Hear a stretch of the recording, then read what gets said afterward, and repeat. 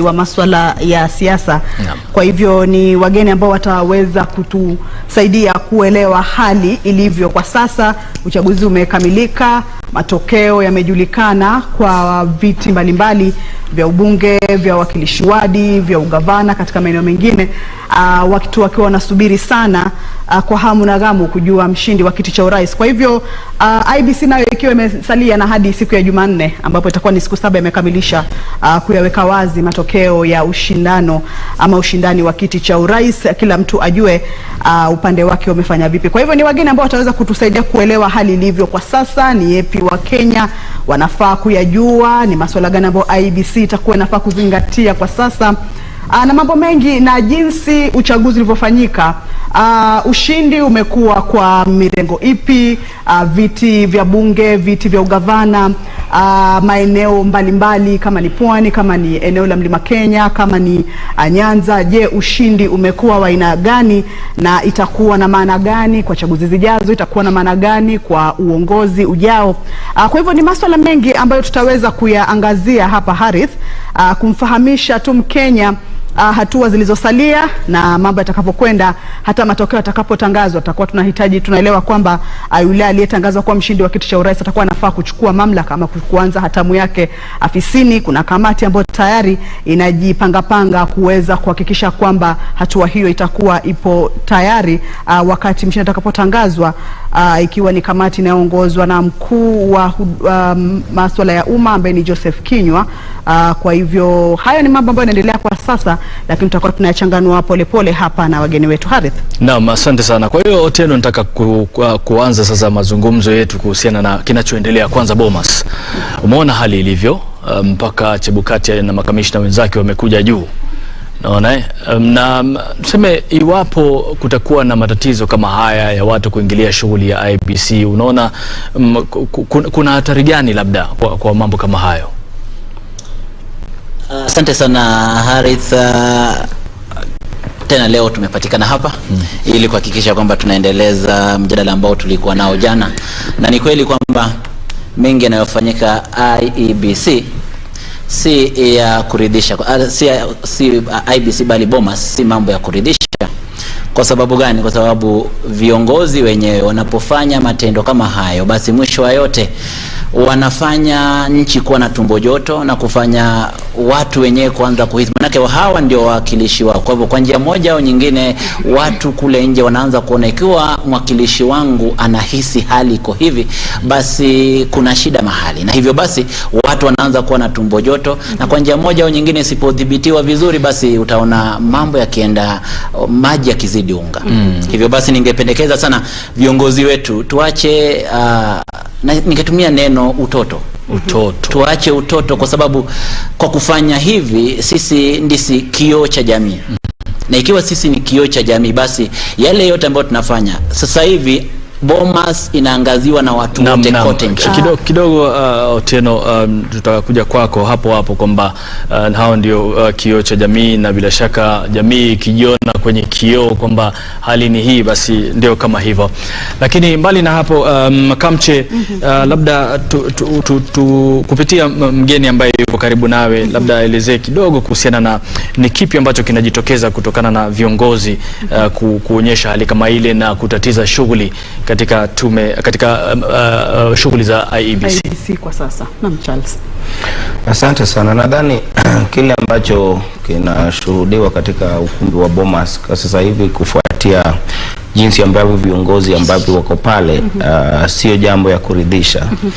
Na ni mambo ya kutamausha sana, kwa sababu hao viongozi ni wanajua ya kwamba IEBC ni tume huru, na sasa wakati ambao tumefika ni wakati muhimu sana ambaye yafaa viongozi na wananchi kwa ujumla na wale wagombezi, wale wamepata, wale wamepoteza, tuwe na subira ili tuhakikishe kwamba hatutatizi shughuli nzima ya kuhesabu kura.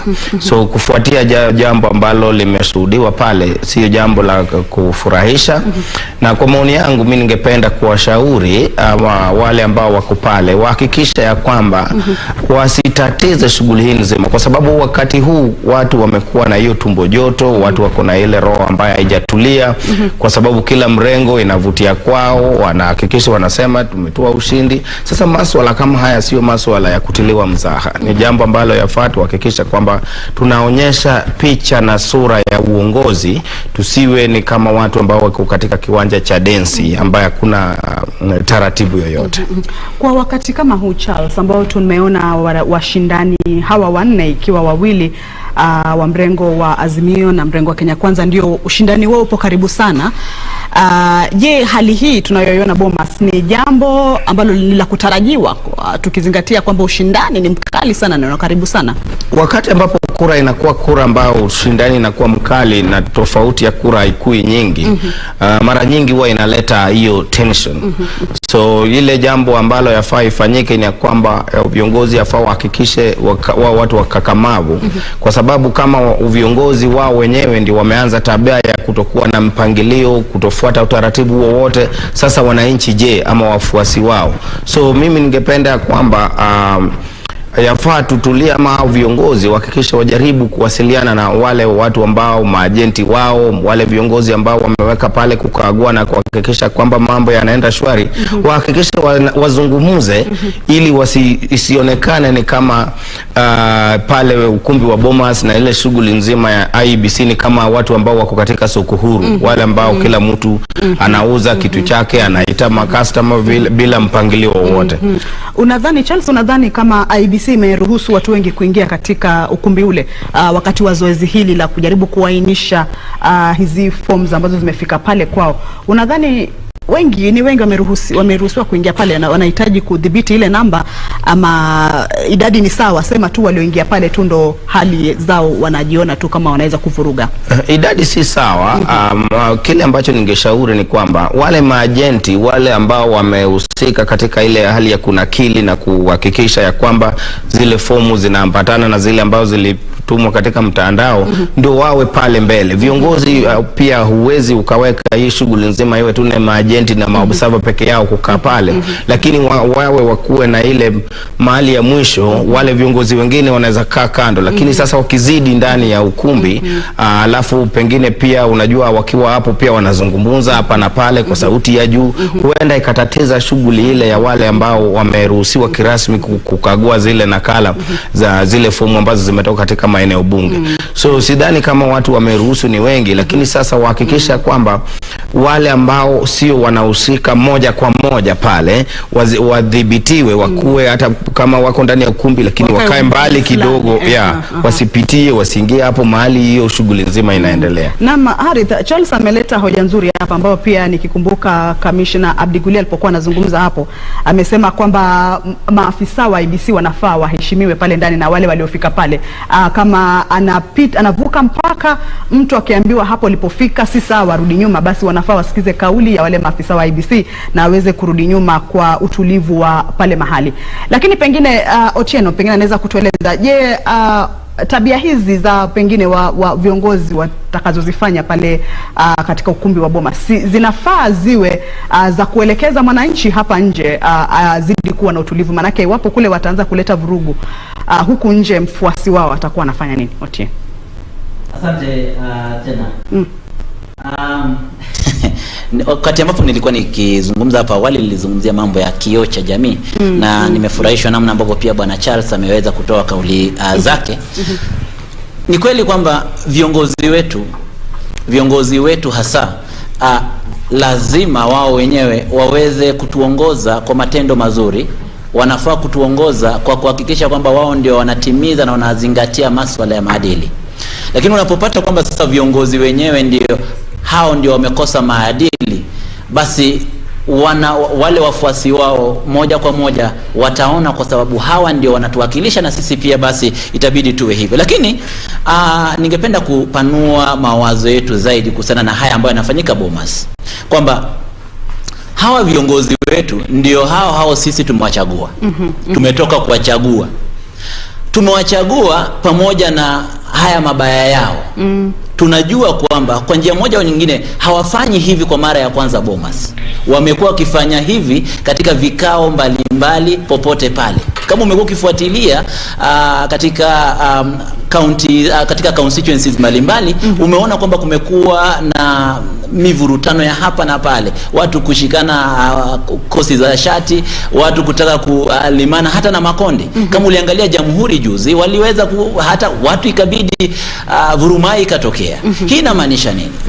Sisi jamii, hawa viongozi wanatuwakilisha tu moja kwa moja. Tabia zetu hizi ambazo zipo mashinani hapa ndizo zile ambazo tumepeleka pale Bomas sasa hivi. Hivyo ombi langu kwa IEBC ni kwamba hakikishe usalama umedumishwa, wale wa kushughulikia wale ambao wanafaa kuwa pale ukumbini wabaki wale ambao wanafaa kuwa pale. Tusikubali kuruhusu mmoja wawili, mwishowe tutaruhusu kila mtu. Na tukiruhusu kila mtu pale katika ukumbi, basi mchuzi ndio hivyo, tutakuwa tumezidisha maji na sasa urojorojo wake na utamu wake hautakuwepo. Sasa Otieno, kuna hili swala la unajua, kumekuwa katika mitandao ya kijamii nchi jirani hususan Tanzania na Uganda wamekuwa wakishangaa jinsi uchaguzi ulivyoendeshwa Kenya. Na wamesema kwamba ni jambo la kushangaza kwamba Wakenya wamekuwa na uhuru mwingi tu sana katika uchaguzi huu, kuanzia kuwepo kwa mtandao, kuweza kuwasiliana kupitia mitandao, na vile vile tume ya uchaguzi kuruhusu Wakenya kujitizamia kupitia portal yao, na vile vile mpaka sasa hivi tunaona kwamba katika eneo la Bomas watu wanaingia tu kama kiholela hivi. Inawezekana kwamba kumekuwa na uhuru kupita kiasi walioruhusu IEBC wenyewe mpaka sasa hivi unakuja kuathiri wao wenyewe? Swali zito na ambalo nitajikuta nitamrushia swali bwana Charles, manake ni wakili.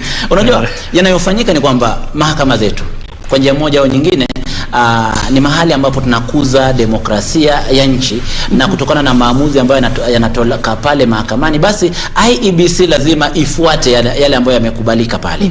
Na kwa ukiangalia kesi, nadhani kesi ya NASA mwaka 2017 pale Supreme Court, palitokea mjadala huu ambapo lazima mambo yangewekwa wazi hivi namna yalivyo.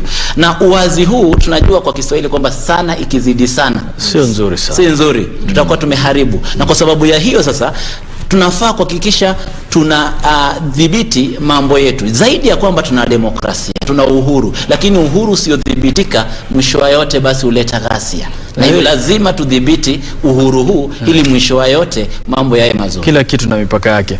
Charles, je, kumekuwa na uhuru kupita kiasi kwa IEBC kuwaruhusu Wakenya kufuatilia shughuli hii? Uhuru umepita mipaka mpaka sasa hivi matatizo ndio tunayo, na kama hayo katika ukumbi wa Bomas watu wanajiingilia tukiholela? Sidhani kuwa uhuru umekuwa kupita kiasi, kwa maana uhuru wenyewe kuna udhibiti wake.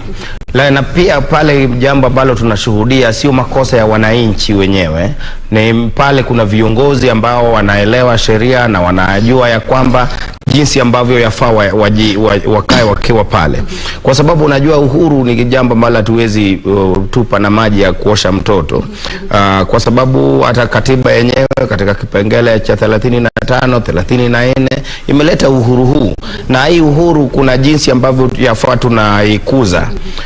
Na kwa hiyo sidhani kama uhuru umepita kiasi, kwa sababu hata sisi wenyewe wananchi ndio tuliomba ya kwamba ili tuwe na uhuru, ndio watu wasiwe na ile moyo wa aste, kwa sababu tusipokuwa na uhuru huu, na mahakama yenyewe ndio ilitupa nafasi kuhakikisha kwamba tume huru ya uchaguzi hakikisha inakuwa na hiyo multi agency na media council, ili watu wapate ujumbe unaofaa wakati inayofaa. Sasa kwa upande wangu sidhani kama uhuru ndio imekuwa zaidi, lakini sasa viongozi ambao wako pale ni ile hali tu, unajua hii ni sasa kama ushindani, lakini ushindani wa karibu sana ya watu wanakuwa kama kitu hakiendi sawa, kunakuwa na hiyo tension. Sasa ndio hiyo vurugu ya watu kujaribu kuangalia, yani hawajaamini wale watu ambao wameweka pale, kwa sababu wale wanaleta tabu ni wanasiasa na viongozi mbalimbali ambao wameruhusiwa katika ukumbi ule. Wale maajenti wao wenyewe wako pale wanaendelea na shughuli yao. Sasa hii vurumai haifai, na hii mambo ya kuleta sintofahamu kwa wananchi ama wafuasi wa mirengo hizi miwili na wale wagombezi wengine, sio jambo ambalo yafaa tuyafurahie. Na ndio maana nilikuwa nimekuuliza pale awali, je, ni jambo la kutarajiwa kwa wakati huu? Manake Bomas kimekuwa kitovu cha ujumuishaji kura za urais kwa muda mrefu sana. Hata sijui kama ukirudi nyuma unaona kama miaka ya nyuma pia hali ilikuwa hivyo, ama kwa sasa je, kuna wageni wapi ambao wamekuja kwa sasa ambao tutasema wameongeza idadi wakawa wengi, ama idadi imekuwa ni ile ile, waangalizi, mawakala wakuu wa vyama vya kisiasa, wanahabari? Kwa hivyo je, hali ilikuwa inatarajiwa inaweza kuwa kama hivi kama miaka ya nyuma, ama kwa sasa kuna mabadiliko fulani? Mwaka wa nyuma, hizi siku za mwanzo ambao uchaguzi imekamilika, tu kushuhudia mambo kama haya. Tulianza kuyashuhudia wakati ambapo hata matokeo ya kura ya urais inaendelea kukamilika. Lakini kwa wakati huu tumeanza kushuhudia, ndio tumeanza tu. Na unajua tume ya Iebc kuna makataa ya siku 7. Sasa hii bado hata kuna zile fomu zingine ambazo zijanakiliwa au hazijathibitika. Sasa haifai tuanze na hii hali kama hii wakati huu. Bado ni mapema mno.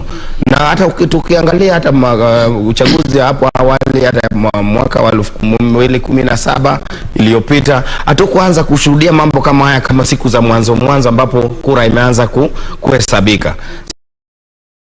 Some order. Where is security? Where is security? Can I have security maintaining order here? I'm calling upon the security officers to come and maintain order here.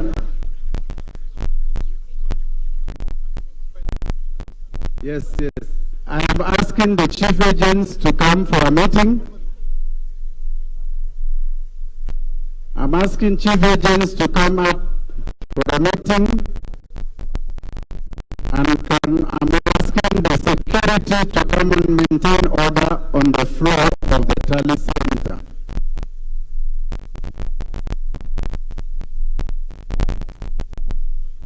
Kanchari, can you come up, please? Paul, can you come up, please? Paul and Kanchari, can you come up?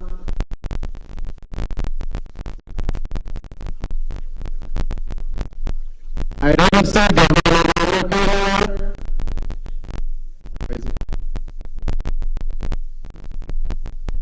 Kanchari and Mwangi, please come up.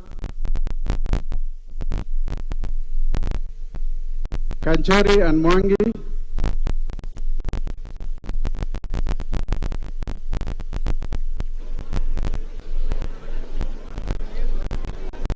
I'm asking anyone who is not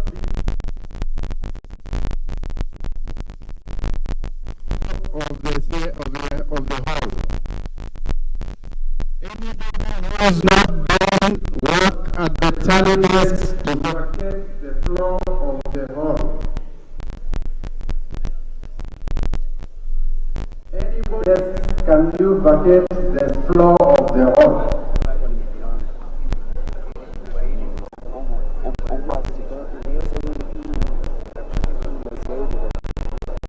Anybody who is not doing work at the tally, if you are not an agent doing work at the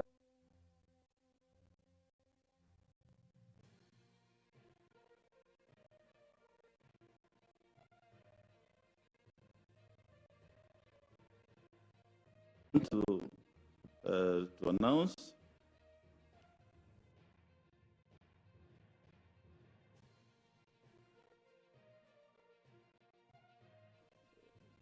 Ndia constituency in Kirinyaga,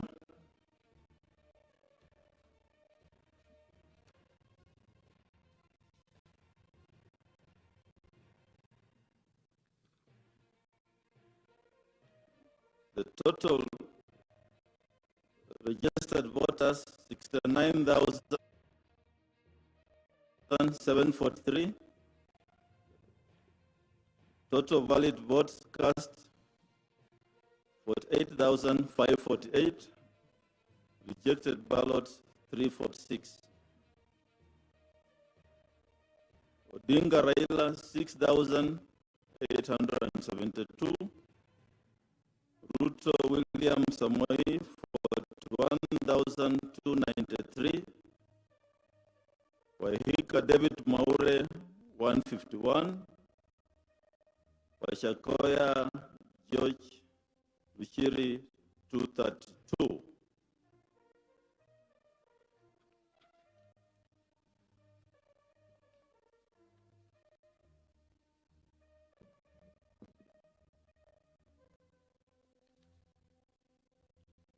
Katuntu South in Kiambu County, Katuntu South constituency in Kiambu. This is the result. Registered voters 79,860. Total votes cast 54,536. Rejected ballots 475. Odinga Raila 12,290. Ruto William Samoei 41,712. Wahika David Maure 223. Washakoya George Luchiri 311.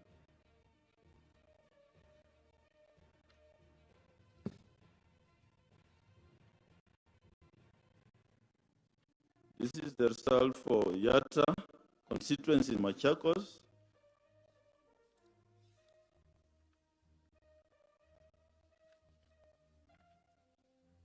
The number of registered voters 82,446.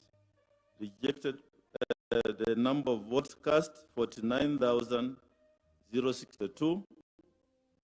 Rejected ballots 402.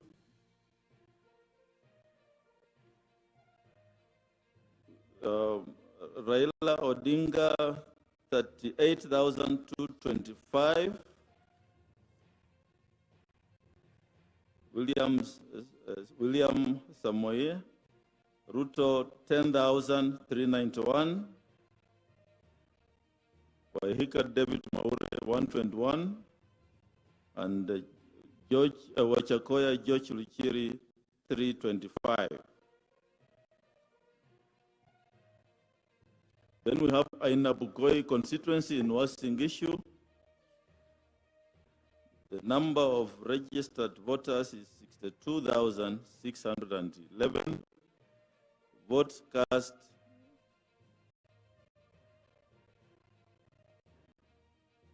44,102. Rejected ballots 265. Odinga Raila 8,620. Ruto William Samoei 35,401. Wahika David Maure 51. Washakoya George Luchiri 90. We are processing the rest of the results we have received, and we shall continue announcing. Perhaps the chief agents, if you are here, we can give you some 15 minutes break with your teams. Maybe you can consult on the remarks I've made and come back for us to proceed with the process. We can take a 15 minutes break. Thank you.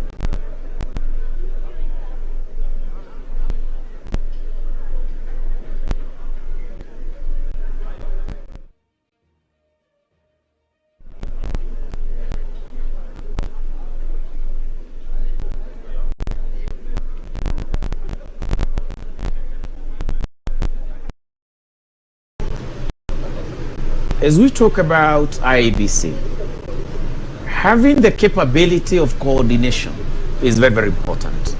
And like we said, when you look at an incident command system, which is what used to manage complex events processes, Chebukati never did a proper simulation on how to deal with the verification process. Yes.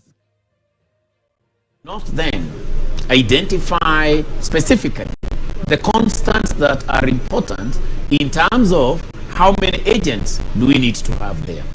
Because had they simulated a proper perspective of the Forms 34A and identified diverse logistics, then the resources required would also have been equally captured appropriately. And this takes us to preparedness. Because if you do not have a best practice in preparedness, then in terms of coordinating a complex event like what we are going through, which is part of a process, at times becomes overwhelming. Remember, members, for Iebc and this process, if they are overwhelmed in any way, they create anxiety within the nation. And that anxiety, like we have always said, can take us to the precipice. So we may not have needed that number. We may also have maybe needed certain particular skills within some of the agents. Were these skills captured accordingly by the political parties and by Iebc as a partnership of enhancing what would be termed as that verification? Those are areas that certainly need to be focused on, and that can be captured through what we term as an after action report, because for now this horse has bolted out of the stable. If there are any remedies to be done, you should be wise enough, because you can always revise the kind of resources that should be there and advise accordingly. But verification, in my simplest of understanding, should not be such a complex kind of a process. Well, as you can see on your screen, Iebc officials are preparing to give another list of results from various constituencies. At least I can see and recognize a few commissions. Floor to remain seated calmly and observe from the. Now that we are asking presidential candidate agents to have a laptop with downloaded 34As, which means they will have PDF copies of the downloaded 34As. We do not expect any presidential agent to bring in any paper material into the tally center. So let's listen in, and then we'll come back. Chief agents of representatives of the various presidential agents, presidential candidates, and we've reached a number of resolutions. One,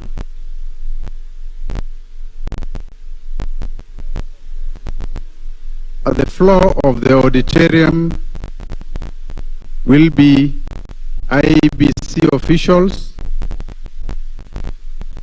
2 agents of each of the presidential candidates, and the returning officer that is bringing results on every desk. In addition, we will have the chief agent and a deputy who will alternate, and one of their lawyers. And those are the only people who will be allowed on the floor of the auditorium. Everyone else who comes into this building will sit at the respective marked areas in the dais. Nobody else is allowed to access this floor of the auditorium apart from the people that I've described. Secondly, presidential agents are allowed to have a laptop for purposes of having downloaded the forms 34A from the public portal or from the API access given to them. They can download in their one laptop, and they will be allowed to counter-check the result forms downloaded from the web portal against what the returning officers will provide them with. And so every agent will have one laptop per desk. We've allowed, even yesterday, there were some agents that had laptops. There is something circulating in the media that one politician was kicked out having brought in a laptop. There was nothing wrong with the laptop of that political party agent having it in the Tallying center floor. So that kind of we will have the chief agent and a deputy who will alternate, and one of their lawyers. With the 7-day deadline. And therefore we have agreed that agents will play facilitative role in terms of trying to expedite the verification process on the various, that is taking place in the various desks. We have deployed security around the tally floor, and if need be, we will increase. But depending on how peaceful the floor will be, we will reduce. We urge everyone coming into the floor, into the auditorium, whether you will be on the floor for specific roles or observing from the dais, to be respectful to the commission employees, to be respectful to their fellow Kenyans, and to be respectful to our guests who are here by way of election observation. Let us all maintain decency, and we have already established how we can complain, how complaints can be escalated in case there will be any. And so for all those who are coming and who are not supposed to access the floor, to remain seated calmly and observe from the comfort of the seats we provided at the dais and the stairs.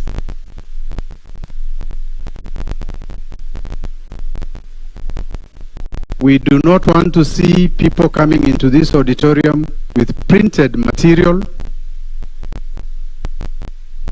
Now that we are asking presidential candidate agents to have a laptop with downloaded 34As, which means they will have PDF copies of the downloaded 34As. We do not expect any presidential agent to bring in any paper material into the tally center. And so these are the discussions we had and the resolutions we had, and we hope and wish that we will all comply so that we can have a smooth process and the commission can meet its constitutional and other statutory deadlines. Asanteni sana.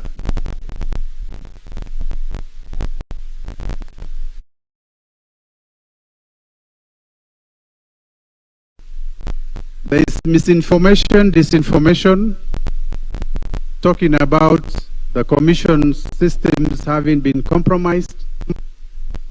I will invite the CEO to speak to that and assure the country that all is safe.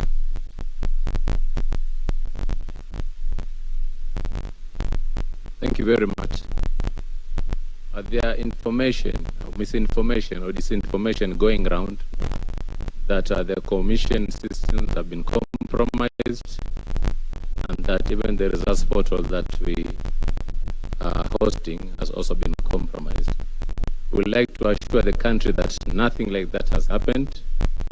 Of course, we anticipated that there are people who will try to hack our systems, and we put mechanisms in place to ensure that our systems are basically secured.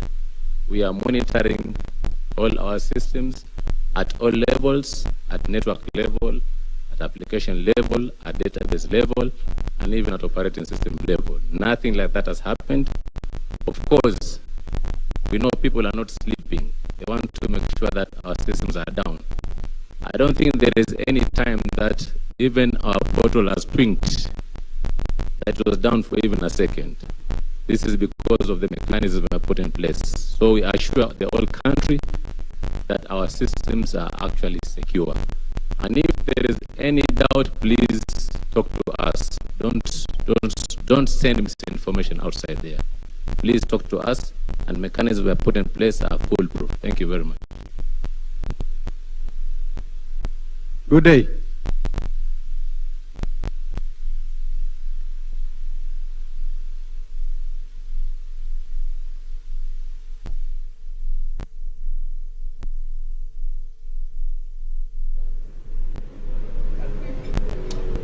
Well, that is the Iebc team led by Commissioner Professor Abdi Gulier and Iebc CEO Hussein Marjan Theum, outlining some new measures that are going to be observed and that must be adhered with during this tallying process inside the National Tallying Center here at the Bomas of Kenya.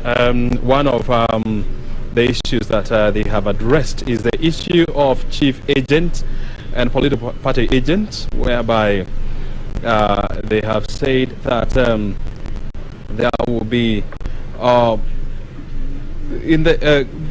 to be included in the tables that we are seeing there, or on the tables that we are seeing, there will be Iebc officials,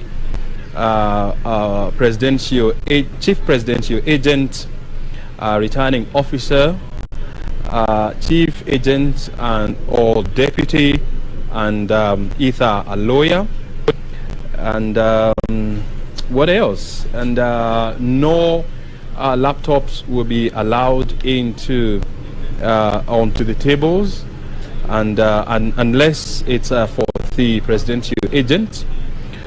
And this is all meant to ensure that the process of tallying the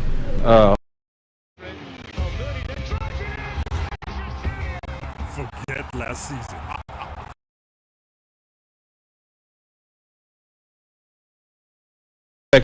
This process now to pick up, and it is going to be fast. They have also said that they have also increased the number of security agents inside the hall to deal with or to ensure that there is order and these new regulations are adhered to. And if there need to be, more will be added. And if there is compliance, then they are likely to be, or the security officers, the numbers will be lowered accordingly. And so we continue to monitor the situation here at the National Tallying Center. Verification exercise is currently underway. We expect more constituencies or numbers from more constituencies to be given in the course of the day. But here at the National Tallying Center, Bomas of Kenya, we continue to analyze the situations there. And it's now clear that IEBC is now becoming very assertive and very clear that, hey, we're not going to allow anyone to derail this process, because at the end of the day, Kenyans will blame us because it is our mandate to deliver elections. Do you see this coming out from their conversations going forward? It is quite clear, evident, and they are sure-footed. And like we had mentioned a few minutes ago before IEBC came on air, is the fact that we needed a few items addressed. And one key item was that issue of hacking, which has been well brought out, that indeed there have been attempts at hacking the system, but that they have got relevant walls that are in place to make sure that the fidelity of whatever data and indeed the functioning of the system is assured. That reassurance to Kenyans is very, very important. The other bit is an item that may have been omitted due to lack of simulation. What kind of resources were needed? Who should be within that verification space? So there are three key persons. We have got the chief agent, the deputy chief agent, and the legal officer of what would be termed as the organization. That is the political party. So it means that there before it was opaque, but now there is clarity. So that regular briefing must be in a position to respond to emerging issues and in a timely manner, so that it does not reach a point whereby it swells, it finally becomes a flooding or a floodgate as far as the process is concerned. Then lastly, is very interesting. IEBC has realized what politicians can do. Number one, they've done their tally. So they can force, in a very interesting manner, IEBC to quicken this process, so that IEBC is even blind to the nitty-gritties, the forensic component of verification, which can take us to the Supreme Court. And so when you allow the political class now to address IEBC instead of the chief agent who has been appointed to do that, then certainly we already have got travesty of justice against what is expected. So their communication right now is the command that must come when you are managing this kind of an event as part of a process. Is the directing that must come on board. Is the control that must be delivered, so that when we have got that command, the communication that is there, the control and the management, then IEBC remains clear on what it must deliver, so that the noise from this political party, from this coalition, from these leaders, then is decimated, and the due purpose of that situation room, the command post, becomes only one: verification and nothing else. To me, that is an IEBC that is now flexing its muscles. Very well. Fred, why do you think IEBC is restricting laptops inside the National Tallying Center or any other printed material? Of course, you know that even when you are flying a plane, you will switch off your phone. I don't know whether you have ever been told why you should switch off your phone. Keep it in an airplane mode. Switch off all electronic gadgets and all that.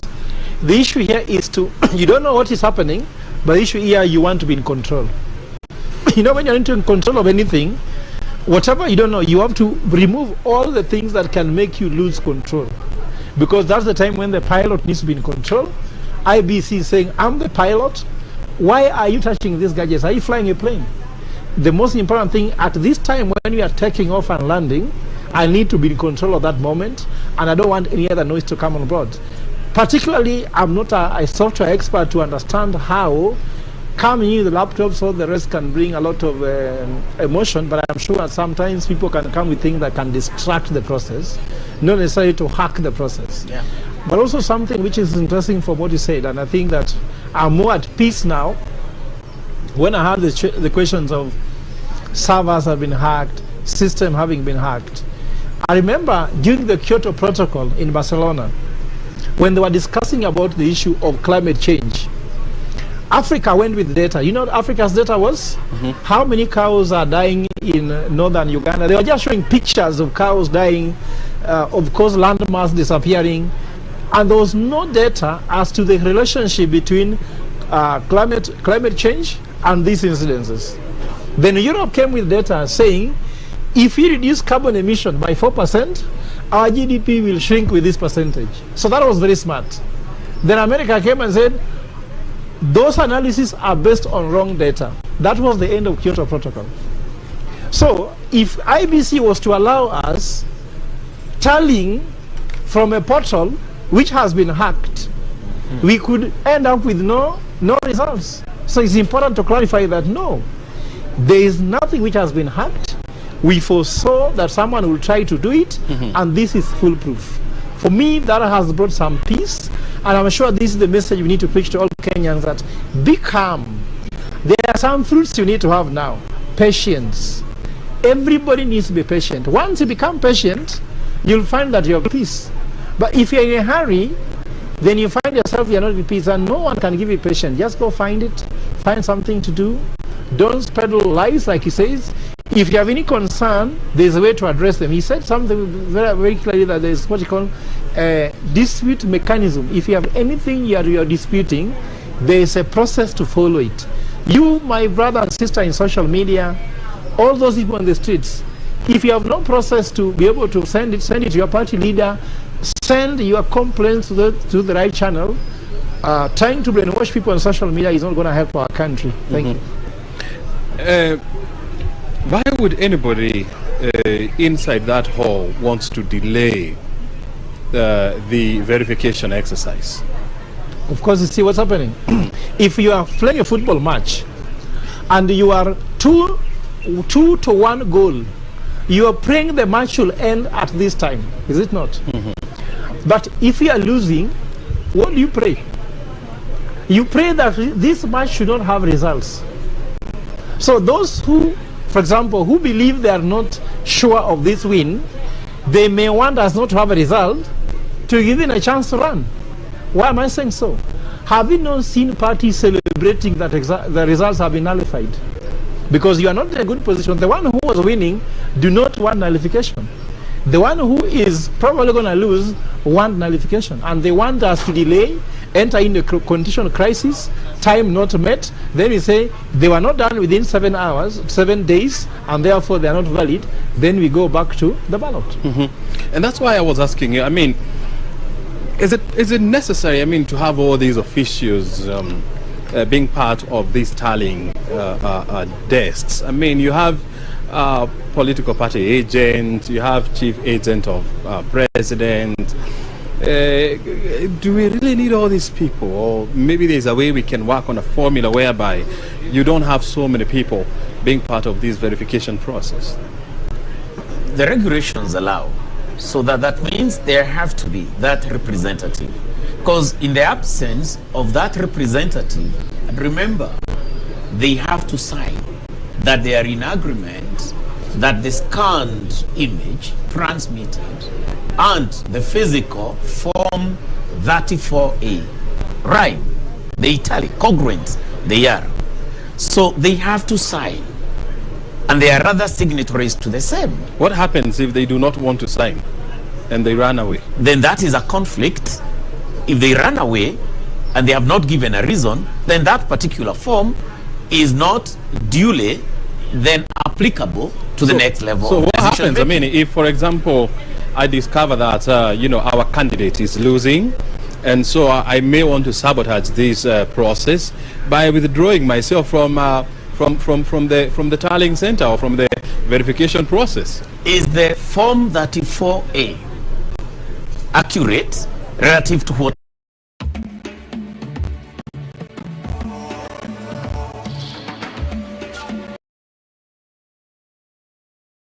1, 2, 3. Signed, so that it is a replica of what should have been there. Number one, I would read mischief in such kind of a party agent and consequently such kind of a party. Which is and not it is rare possible in our political system.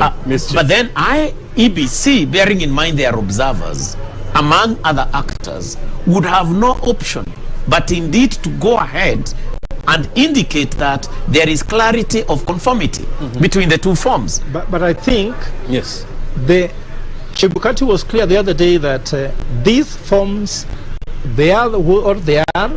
We cannot change them. Yes. You can only note discrepancies that can help you take to Supreme Court.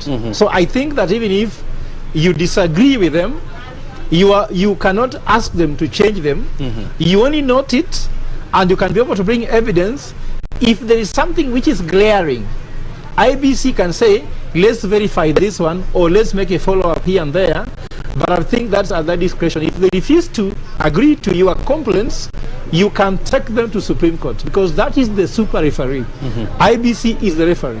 very well. And therefore, in terms of that, from where he has got into this, then the parties have got minimal opportunities, ground, leeway to actually disagree with this. Yes. Because the only time then that can be resolved, and that's what I headed to, is now going to the Supreme Court. Because that is the only one that then can sort out such kind of discrepancies or complaints that can come and remember, on board. Form 34A and B, they are constitutional documents. Yes. And when you disagree with it, which form does it become? You cannot change that form, because it was signed by your presidential agent in the polling station. Yeah. It remains a constitutional document, and no one can change. You are just verifying, is not changing. Verification. It's just like stakeholder engagement. You can disagree with it, but you really can't change it. The person who could have made things harder was your agent in the polling station. If they refuse to sign, then it is not Form 33A or B. Very good. Yeah. Gentlemen, thank you very much. I mean, we will keep on watching the situation inside the National Tallying Center.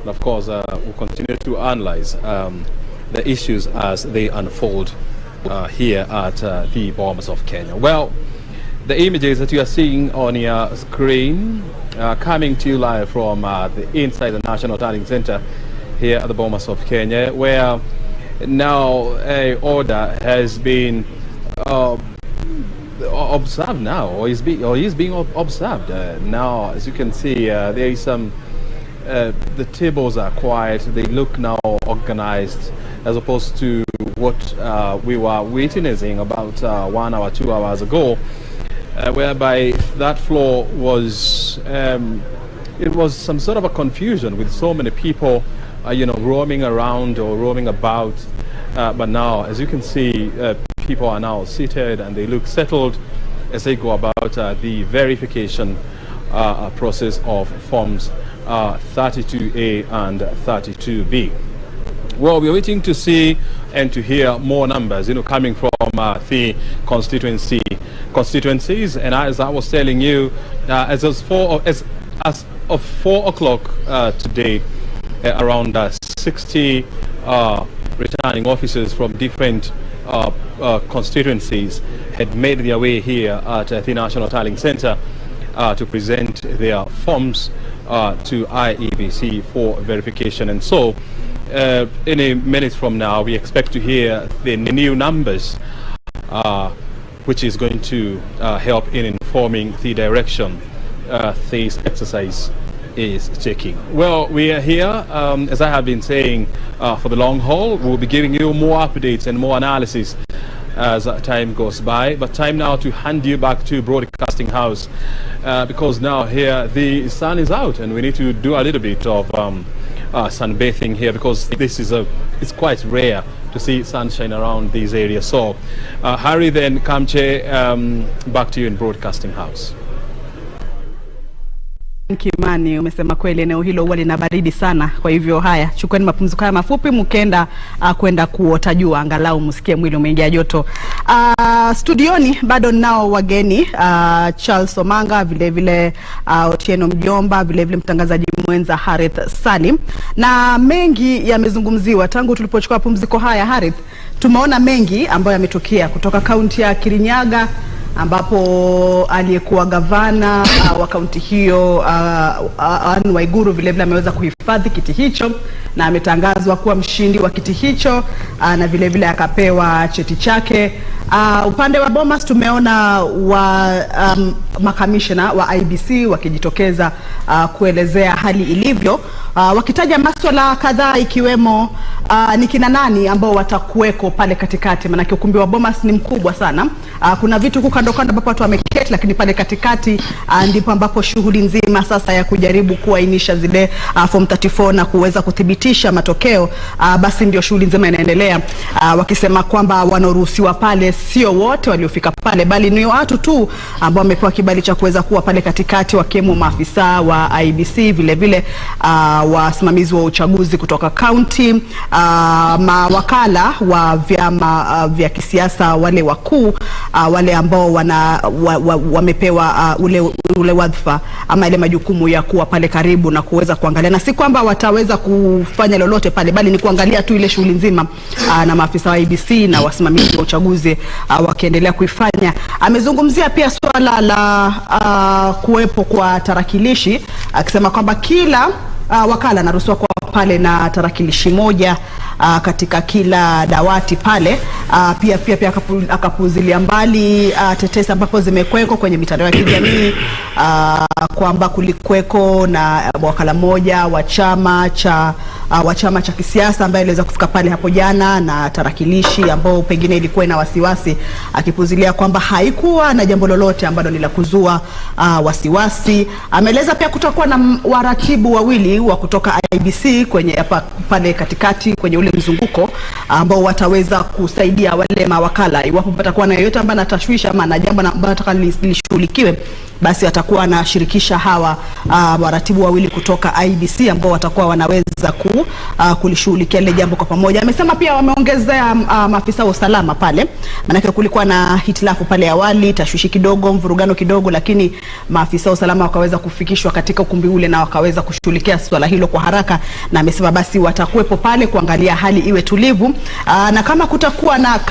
na utulivu, amesema amekuwa wazi kabisa, kama kutakuwa na utulivu basi wataweza kuwapunguza, hawatakuwepo wengi pale, wataweza kuwapunguza, lakini wapo watu hawatajimudu kutulia na kutuliza hali, basi watalazimika kuongeza maafisa wa usalama. Vile vile pia ametaja kwamba portal yao ya IEBC ama ile ya matokeo ambayo inapeperusha matokeo kwa njia ya mtandao haijaingiliwa kivyo vyote, haijakuwa na mwingilio wa aina yoyote. Harith, sijui kama nimezungumzia yote ama una la kuongezea kabla tuwashirikishe wageni wetu watueleze ni yepi ambao wao wamechukua kutoka kwa mazungumzo hayo, vile vile ushindi wa Anne Waiguru kutoka kaunti ya Kirinyaga. Nafikiri umeyataja takriban yote na tutayazungumzia hayo na hayo ya Kirinyaga. Kwanza kuna jambo muhimu ambalo wamefanya kama tume, wamejitokeza kuzungumzia habari potofu ambazo zinasambazwa katika mitandao ya kijamii, na wakalizungumzia kwa mapana marefu. Wakasema kwamba ni watu tu wanajaribu kufanya utukutu wao, lakini cha msingi watu wasubiri matokeo kutoka IEBC. Na nafikiri Chris na Otieno, kujitokeza kwao, kwa sababu hili ni swala ambalo tangu jana limekuwa likizungumziwa katika mitandao ya kijamii, na mitandao ya kijamii imekuwa na urahisi wa kuaminika kiasi cha kwamba inakuwa pia shida kujaribu kumshawishi mtu vinginevyo, inakuwa shida. Lakini ndio ule uhuru ambao tulikuwa tunazungumzia kwamba ukiomba mvua jiandae na tope, unaona.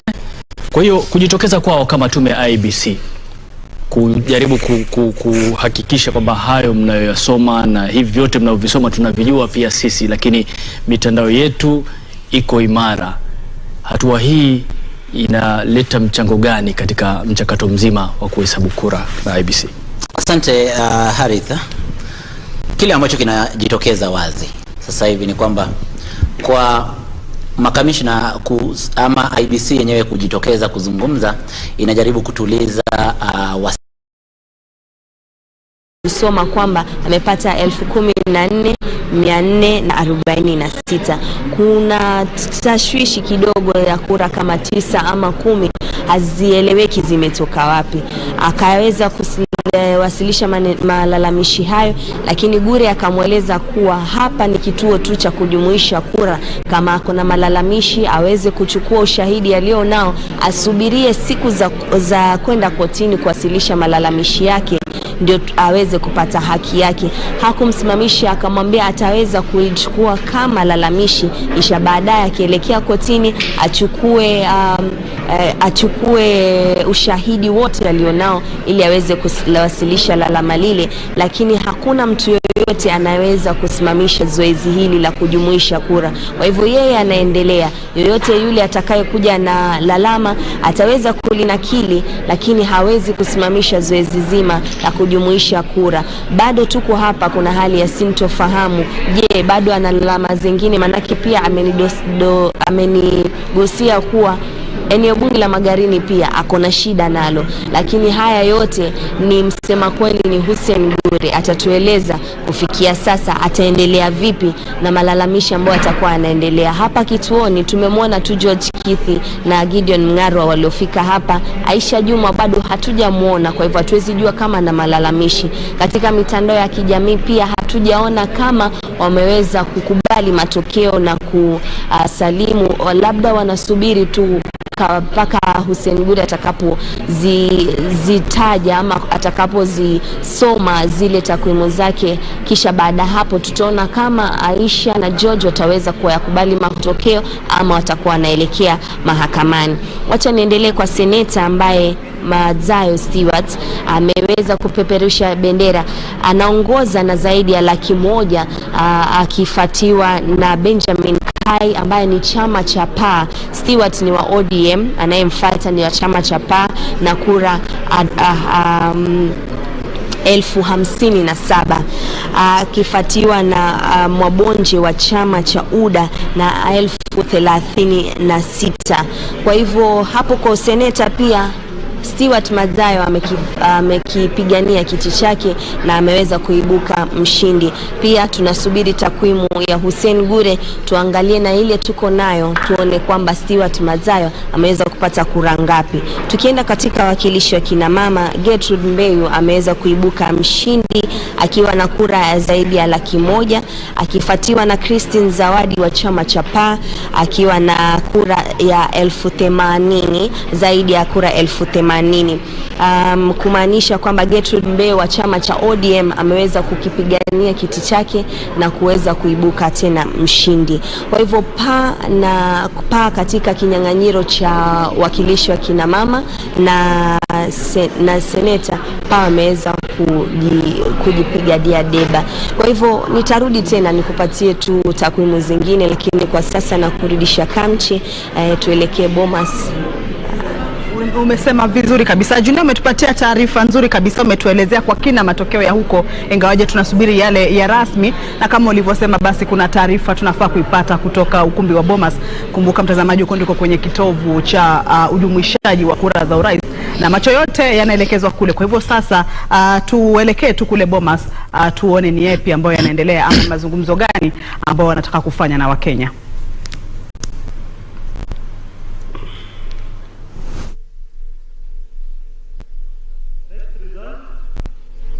Iebc constituency, Kericho County.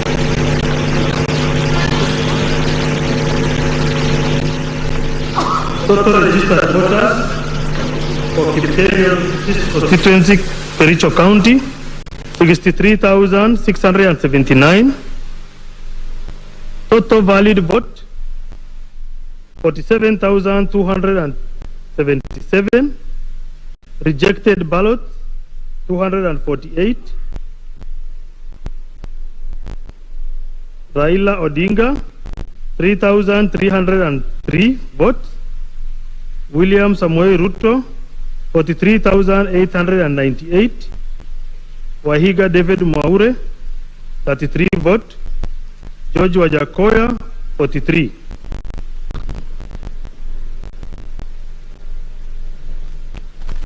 Next result is from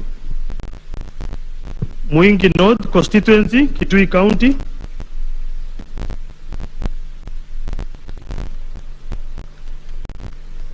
Total registered voters, 68,829.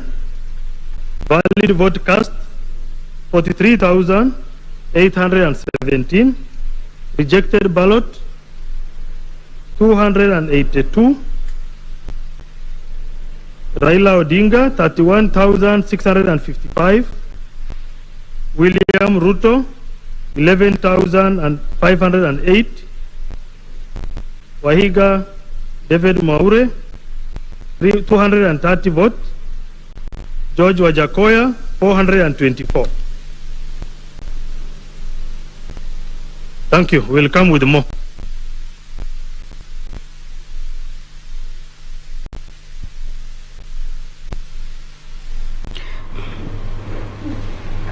Haya, mtazamaji, hayo ni maswala yanayotokea upande wa IEBC ambapo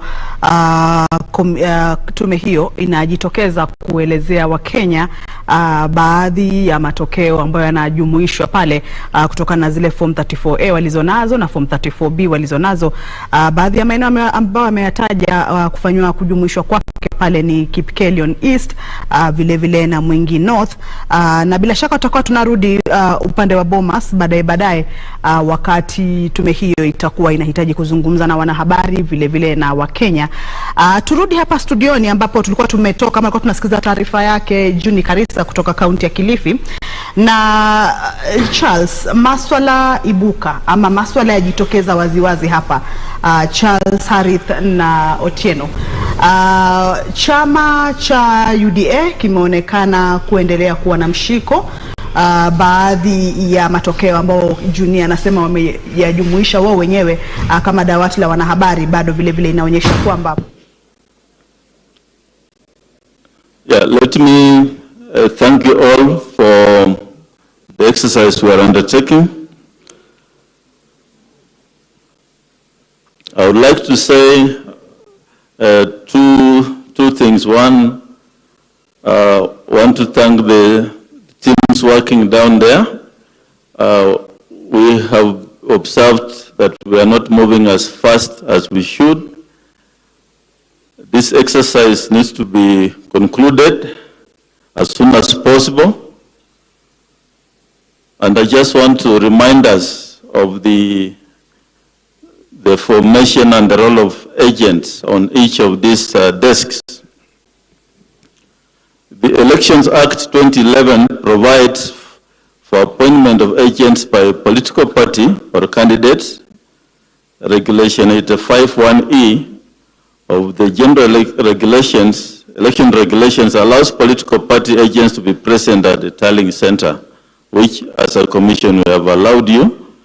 Indeed, the announcement of results at the tallying center is done in the presence of agents as governed by Regulation 76 and 87 of the Election General Regulations. While the Commission acknowledges that election agents are an important component of an election, we must, however, understand the specific role of agents at the National Tallying Center. And this was made clear by the Supreme Court, which pronounced itself on legal and public standing of party agents at the National Tallying Center, where it observed that the role is restricted to the observation of the tallying process and signing of relevant statutory forms. In this respect, agents are not part of the receiving teams. However, the statutory forms are available to them to verify that the results received by them from their polling stations, agents mirror those received by the Commission at the tallying center. So the agents will look at the copies of the forms and confirm that the results or the forms are similar to what you received from the polling stations and confirmed by your agents at the constituency tallying centers. So we advise that agents in this exercise cannot proceed in the manner which we are proceeding, as if we are doing a forensic audit. So I just want to define clearly the role of agents. Please observe the process and document the tallying process. Make notes, document what is going on. Compare Form 34s issued, and you are being given copies to the party agents and those received by the presidential returning officer at the tallying center, and bring to the attention of election officials any errors, irregularities noted in the comparison of the forms, and make notes of those errors and sign declaration forms at the end of the tallying. So, but please don't interrogate the returning officers and slow down the process. If we do that, then we shall not be able to finish this exercise. So agents, play your role, observe, make notes, and then let the process move on. And we expect that we shall have a few more desks to make 7. I'm directing that each desk should not take more than 15 minutes per returning officer.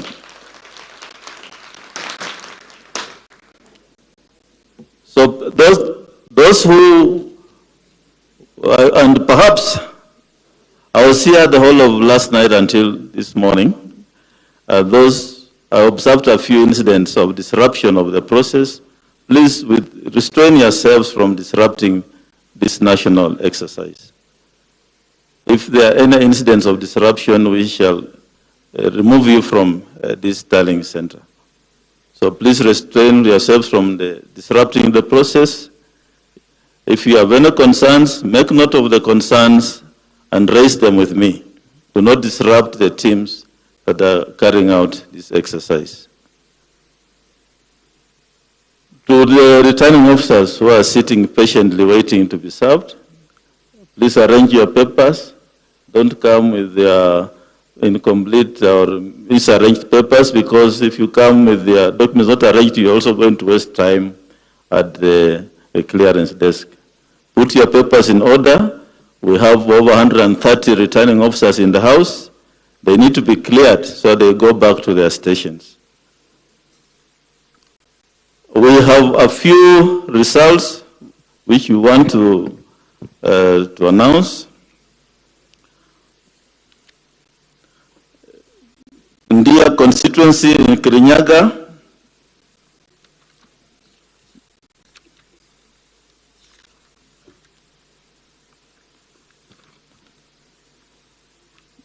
the total registered voters 69,743, total valid votes cast 48,548, rejected ballots 346. Odinga Raila 6,872, Ruto William Samoei 41,293, Wahika David Maure 151, Washakoya George Vichiri 232.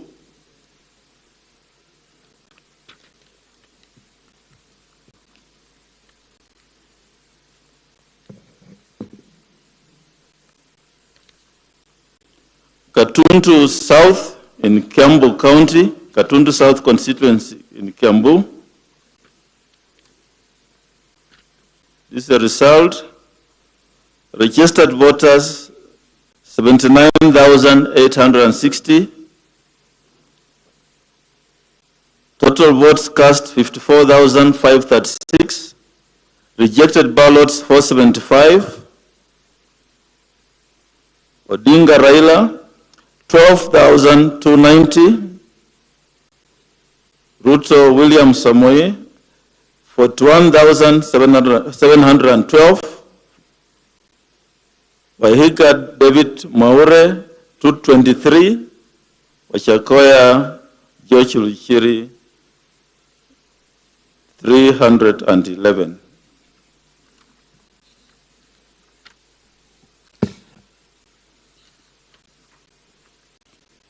This is the result for Yatta constituency in Machakos.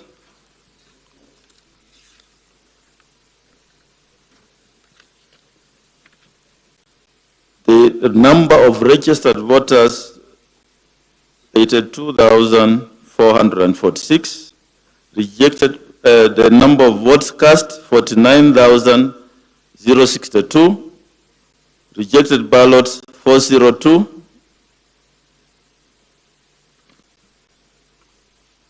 Raila Odinga, 38,225. William Samoei Ruto, 10,391. Waihika David Maure, 121. And Wachakoya George Luchiri, 325. Then we have Aina Bugoi constituency in Uasin Gishu. The number of registered voters is 62,611. Votes cast,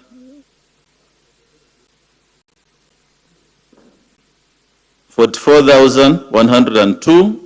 Rejected ballots, 265.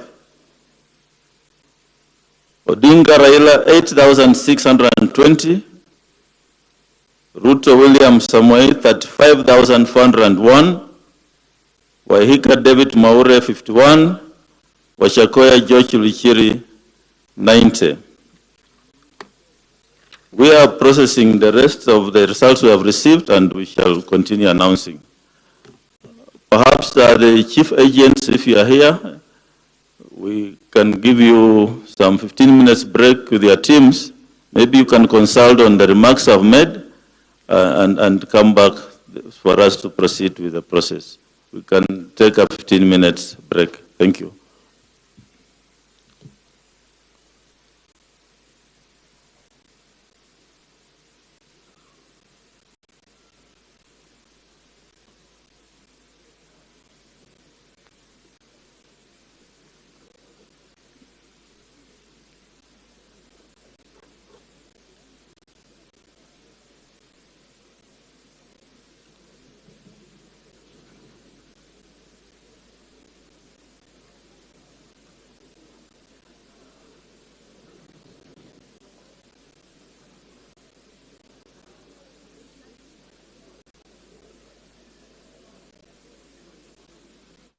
Na mtazamaji, hiyo ndio taarifa ya hivi punde zaidi kutoka kwa Tume Huru ya Uchaguzi na Mipaka nchini Iebc, ambao ndio tume tegemezi na taasisi tegemezi. Kwa njia nadhani sijui kwa kipindi fulani lazima angejikuta amejiwasilisha mahakamani kufuatilia na kusikiliza kesi yenyewe. Kwa hivyo hii pia huenda ulikuwa mzigo mzito ambao ulikuwa ukimtatiza sana, na kwa hivyo akakosa kupata nafasi kamili ya kufanya kampeni zake vizuri, na mwishowe basi waliokuwa kwenye ground wakavuka hivyo. Lakini mbali na hivyo unafahamu kwamba kama utakumbuka ni kwamba UDA na mrengo wa Kenya Kwanza ulizuru eneo la Kilifi mara nyingi, mara si moja. Halafu pia tunakumbuka pia kulikuwa na mvutano kati yake na kati ya Amason Kingi katika kampeni, na alijitokeza katika moja ya kampeni zake akimlaumu gavana Amason Kingi akisema kwamba huyu atatatiza shughuli za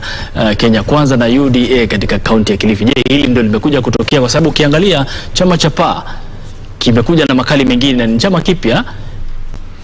Chris, unajua sawa. Nilitaka kueleza kitu fulani kabla ya Chris kudakia kwamba kwa sasa taarifa zinaonyesha kwamba ni kama PA imeweza kupata wabunge watatu.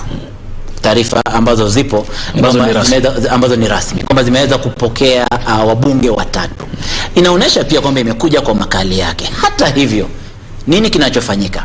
Unaona kunapokuwa na sibling rivalry, kwamba pale kuna Aisha Jumwa ambaye anawakilisha UDA, alafu hapa pana Amason Kingi ambaye anawakilisha PA.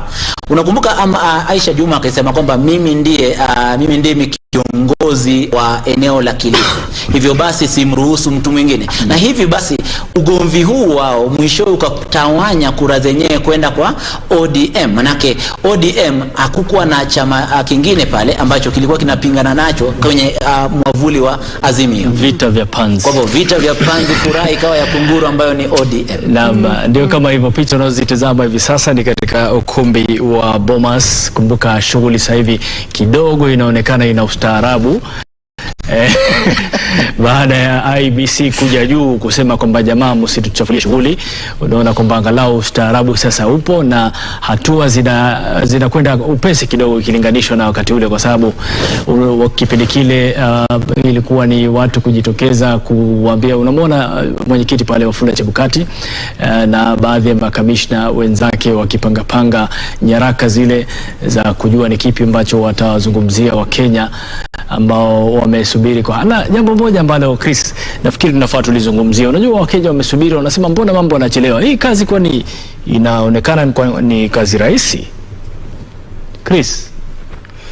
Naam, nadhani shughuli nzima jinsi ambavyo inaelekea sasa hivi naona ni kama kuna utulivu pale Bomas, na hiyo ndio jambo ambalo Wakenya wanatarajia, ili shughuli hii iweze kukamilika kwa wakati ufaao na bila kuleta uchovu kwa wale wafuasi wa mirengo yote miwili. Na kufuatia pia jinsi ambavyo kuna jambo ambalo pia yafaa tuchangie. Tuliona pale hapo awali jinsi ambavyo watu walijitokeza kupiga kura pale maeneo ya Maita, Kisauni, kama inakuwa ni upungufu, sio ile sana ambayo ilikuwa inatarajiwa. Sasa pengine mambo kama haya huenda itakuwa na reflection katika ile kura ya urais pia, kwa sababu ni kama ile jinsi ambavyo uchaguzi wa ugavana iliahirishwa maeneo pale, huenda hii ilichangia hiyo, kwa sababu nilishtuka sana kuona ya kwamba kuna mbunge mtu anapokura kura 8,000, kura 6,000. Unajua hiyo inaonyesha kwamba watu hawakujitokeza katika ile asilimia ambayo inaofaa katika maeneo yale. Na sasa labda Otieno, turudi hapa Bomas. Unajua na Wakenya, unajua subra kidogo inaonekana inawaponyoka, unaona lakini kazi hii kazi kwani inaonekana, unajua watu wanafikiria mambo mengine kufanyika. Nataka niwape mfano ama nitoe mfano kwa sisi sote. Ukiwa wewe ni shabiki wa mpira kandanda ama mchezo mwingine wote tu, ukiwa nje ukitazama mpira unasema yule si angefanya hivi tu pale, angefunga yule, lakini sasa wewe angetoa pasi tu pale, inakuwaje ameanguka peke yake, hujui ni kitu gani. Sasa ule ugumu unajulikana na wale ambao ni wavaji wa viatu. Lakini sasa kama mashabiki ndio kama sasa Wakenya wamekaa wanasubiri, wanasema kwani kitu gani kinawakwaza watu? Lakini mimi nafikiri, mtazamo wangu, sijui Kapche, Chris na Otieno unaona vipi? Ukiwa nje unaona mambo ni rahisi, lakini wewe ukiwa mtendaji ndio utakuja kujua kweli, kwa sababu Waswahili wanasema anayevaa kiatu ndio anayejua Finya. Wacha nikueleze kinachofanyika, na nafurahi kwamba umeleta jambo hilo na limeweza kuonekana kwenye vyombo vya habari. Vyombo vya habari vilipata uhuru kwa njia moja au nyingine ya kupiga hesabu za na kuhakikisha kwamba Otieno umeamua tu uyaweke paruanja hapa tu. Katika hali hiyo umeona hali imekuwa tatizo limekuwepo. Kuna watu wamesonga lakini hawasongi, wanasonga hawasongi, kiasi cha kwamba imebidi watu wengine wakasema hapana, wacha sasa tuachane na vyombo vya habari, tushughulikie IEBC kwenyewe. Kwa hivyo na hii Kamche inanikumbusha kitu kingine. Unajua tulivyokuwa tunakulia, Chris, najua pia wewe nafikiri ulikuwa unapenda soka sana ulipokuwa mdogo, na Otieno pia kadhalika. Sasa kuna makocha ambao wanafundisha watu jinsi ya kufanya mambo. Sasa kuna kocha mmoja, kulikuwa na yale mazoezi ya kupiga kona, ule mpira wa kona. Sasa jamaa akipiga, unaingia ndani hivi, akipiga labda mtu ambaye si wa timu ile, sema nyinyi mnapiga vipi mpira? Hebu ngojeni niwaonyeshe, leteni mpira. Akapewa, akaenda kwenye kile kipembe kile cha kupigia kona. Alipopiga hata mpira huko ulitoka nje kabisa upande huu. Alafu akasimama akacheka akasema, sasa hivi ndivyo hamfai kupiga kona. Kutaka kujihifadhi tu na ule ugumu wa mambo. Kwa hiyo wakati mwingine tunaangalia jinsi gani ugumu nikuonesha ugumu wenyewe ulivyojitokeza. Siku mbili, nadhani leo ni Ijumaa. Siku ya Jumatano, Alhamisi, Jumatano.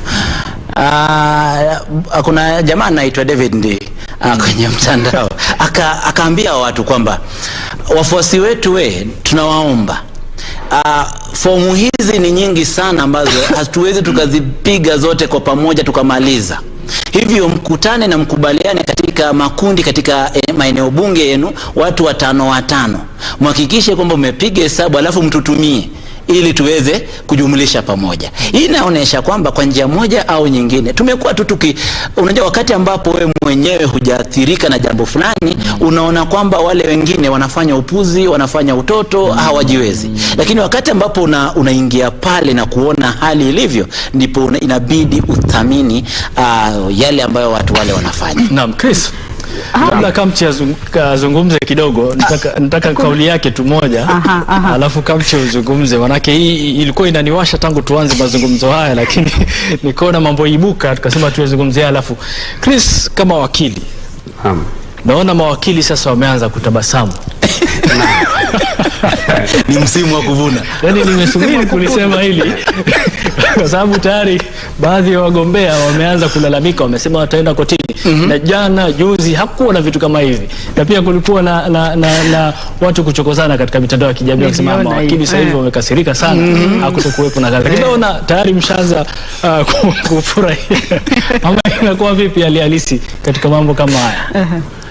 Unajua sasa hii hata roho yetu sasa imekuanza kwa sababu kama watu wengi wanakubali ushindi, sasa hata sisi tunaona hapa pengine sasa kuna jinsi ambavyo kazi inapungua. Lakini sasa kurejelea mambo hiyo, mimi nasema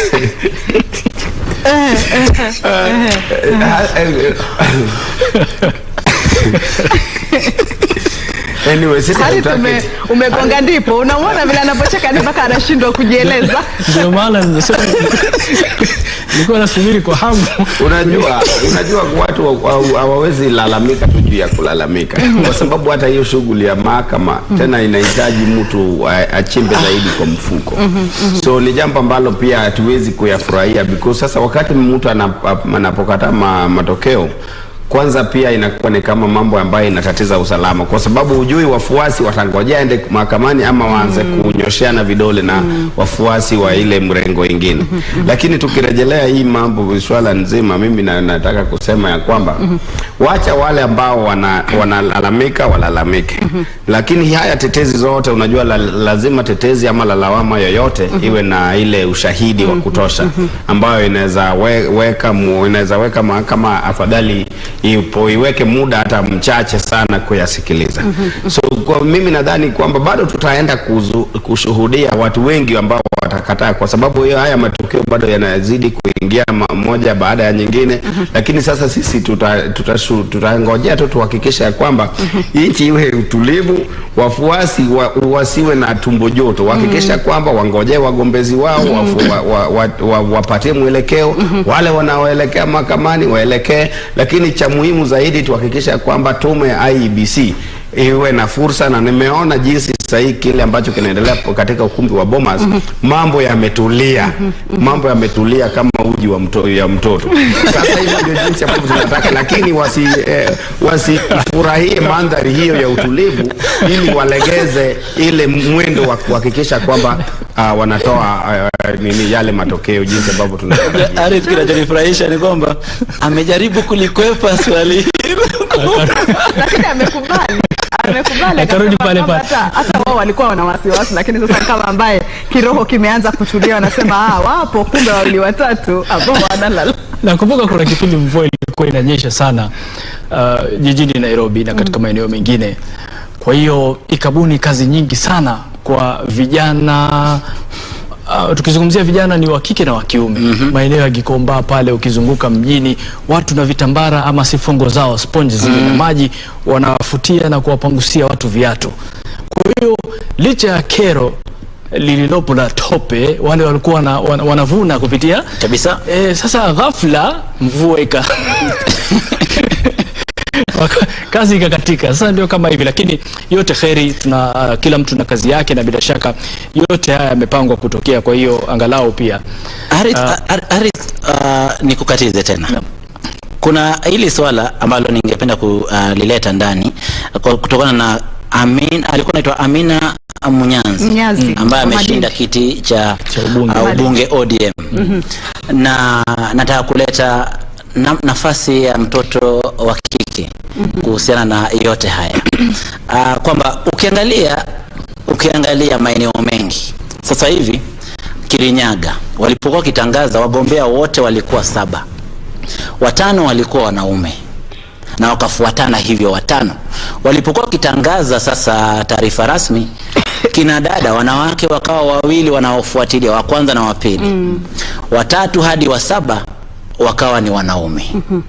Ukirudi sehemu za Nakuru, kuna sasa hivi gavana nadhani ametangazwa rasmi wa kike, alafu seneta bado wa kike. Ukienda Homa Bay tunaye Gladys Wanga. Inaashiria nini katika uongozi wetu wa kitaifa? Kuna jambo ambalo linajitokeza kwamba nadhani namna ambavyo tumekuwa tukipalilia na kuhakikisha kwamba mtoto msichana amekuzwa na kapewa haki zake vizuri, matunda yake yameanza kuonekana vizuri. Na hivyo basi itabidi jamii yetu izidi kupalilia haya yote ili tuzidi kuona wanawake wengi wakijitokeza kushinda katika ama kugombea nafasi hizi za uongozi. Manake awali ilikuwa kwamba wanawake hawapati nafasi hasa za uongozi. Kuna maeneo ambapo wanahusishwa sana, lakini ikifika katika uongozi wa kitaifa wanachukua nafasi ambazo ni za chini. Chukulia mfano sehemu ya Suna East nadhani kwake Junet Mohamed. Katika eneo la Junet Mohamed mara hii hajaweza kupiga kampeni katika eneo lake rasmi, na yule ambaye ameweza kumfaa ni mke wake. Hivyo basi ikiwa tutazidi kuchochea ari za kinadada kuchukua nafasi za uongozi, basi mambo mengi mazuri yatazidi kuwa. Hata hivyo, tunapohakikisha kwamba tunamkuza mtoto msichana, tuhakikishe pia mtoto mvulana hajaachwa pale pale, ili mwishowe ajikute hajijui, hajitambui. Kwa hivyo nilitaka tu kuleta dhana kwamba kwa sababu kutokana na namna ambavyo taarifa zipo na takwimu zipo, tumeweza sana kushughulikia swala la kuinua na kutetea mtoto msichana katika jamii. Unataka kuchangia Charles? Harith kidogo Charles. Nilikuwa nataka nichangie nishikilie tu hapo mahali ambapo mwenzangu amenena. Ni kwamba hii shughuli, unaona tulikuwa na tetezi kuwa bunge ilishindwa kupitisha ile sheria ya thuluthi 3, ile 1/3 of gender rule ambayo katiba iliweka kwamba bunge lipitishe. Lakini katika hii masuala ya ulingo wa kisiasa, mimi kile ambacho ningesema imechangia ni kwamba tumeanza kuingia katika ile siasa ambayo kuna ukakamavu ya kwamba mtoto wa kike, mwanamke anaweza jitosha pale, sio kungojea eti kupewa ama sheria itungwe ndiposa sheria ndio iwalinde. Sisi kama jamii yafaa hii kuwe ni ile hatua nzuri zaidi ya kuhakikisha ya kwamba kama ni kugombea, kila mtu akona haki na kuna uwanja sawa ambaye haina viroboto ama na haina zile virutu. Charles, kwanza samahani, naona nimekuwa nikikuita Chris kwa muda mrefu, lakini ndio kama hivyo. Unajua wakati mwingine mazungumzo yakiwa matamu au chakula kikiwa kitamu, wakati mwingine hata mfupa unaweza kuumeza, vile vifupa unavimeza bila kutambua. Lakini Charles, naomba uniwe radhi kwa hilo. Sasa umezungumza kuhusiana na wanawake wajishirikishe katika kutafuta nyadhifa za kuchaguliwa. Wasisubiri sana kupewa, kwa sababu ile thuluthi 2/3 wanasema thuluthi 2 ya kijinsia inaanza kujitokeza pole. Sasa labda ni kufahamu vizuri, unaona kwamba ukizungumza hivyo, hii nyadhifa ambayo iliyotolewa kwa wanawake, woman rep, iondolewe kwa sababu ni kama wanawake wanapewa kiti bure. Unasemaje kuhusiana na hili? Na iwapo kama wana uwezo, kama tulivyoona wanawake wengi wanaingia katika nyadhifa saa hizi kwa kuchaguliwa, hii nyadhifa ama wadhifa wa woman rep vipi utolewe sasa? Manake umewasaidia sana. Harith, kabla Charles hajazungumza, nataka nizungumze hili moja ambalo tulipokuwa kabla wakati wa uchaguzi kulikuwa tuna hizi kampeni na katika janja zetu zile za kutafuta habari tulikuwa tunaingia kwenye mikutano mingine ya wanawake ambao walikuwa wanasema wanafanya kila juhudi, japo wanawake wamepewa hiyo nafasi kama hii ya uwakilishi wa wanawake wa eneo bunge, bungeni, hiyo ni ya wanawake peke yake, lakini walikuwa wanasema hatutaki kupewa hiyo, isiwe ni kama tu zawadi ama nguo umemnunulia mtu namwambia basi shika hii uvae, iwe ni ile yenye wao wenyewe wamejitafutia. Sasa kile kilikuwa kinaendelea kwenye ile mikutano ile ni kwamba walikuwa wanataka wafanye kila wawezalo wahakikishe wale wanawake ambao wataweza kuchaguliwa, wale ambao watu watakwenda debeni watumbukizie kura pale ndani, waseme mimi nimemchagua mwanamke huyu, ima ni awe ni wa MCA ama ni mbunge ama ni gavana ama ni seneta, awe amechaguliwa. Sasa wengi walisukuma hiyo, maana wanasema hata kama ni women representative tumepewa, lakini kwa nini tungoje kupewa tu hivi? Ni kama ambaye sisi wenyewe hatuwezi kujipigania, na sheria iko huru, mwanamke mwanamume anaweza kujitosa kwenye kinyang'anyiro tena yote. Ndio hapo ninapomuuliza Charles na pia Charles, tumeona wadhifa utolewe kwa sababu ni kama wabure, kama mtu unapewa zawadi. Sasa nyinyi wenyewe jipangeni mtupe, kwa sababu washapewa, yani kusema ni kama timu moja, kwamba hapo awali wamekuwa kidogo hawa, lakini sasa hivi wameambiwa hii mtafuteni mnayemtaka mumpe kwenye timu yenu. Sasa hii itolewe kwa sababu wanawake wamekuwa wakipigania haki sawa, wamekuwa wakipigania usawa katika jamii, kisiasa, kijamii, kiuchumi na kimambo mengi tu. Kwa hiyo unaonaje Charles? Kile ambacho ningesema kama ingekuwa ni uwezo wangu, kwa sababu unajua wakati hiyo nyadhifa ya wakilishi wa kike bungeni, unajua bunge ni mahali ya kutunga sheria, na wakilishi kike hawaendi bungeni kutunga sheria tu ambayo inahusu wanawake. Ndiposa huwa watu wanasema Kenya tuko overrepresented kwa sababu tuko na nyadhifa mbalimbali ambayo bado kazi yao ni moja.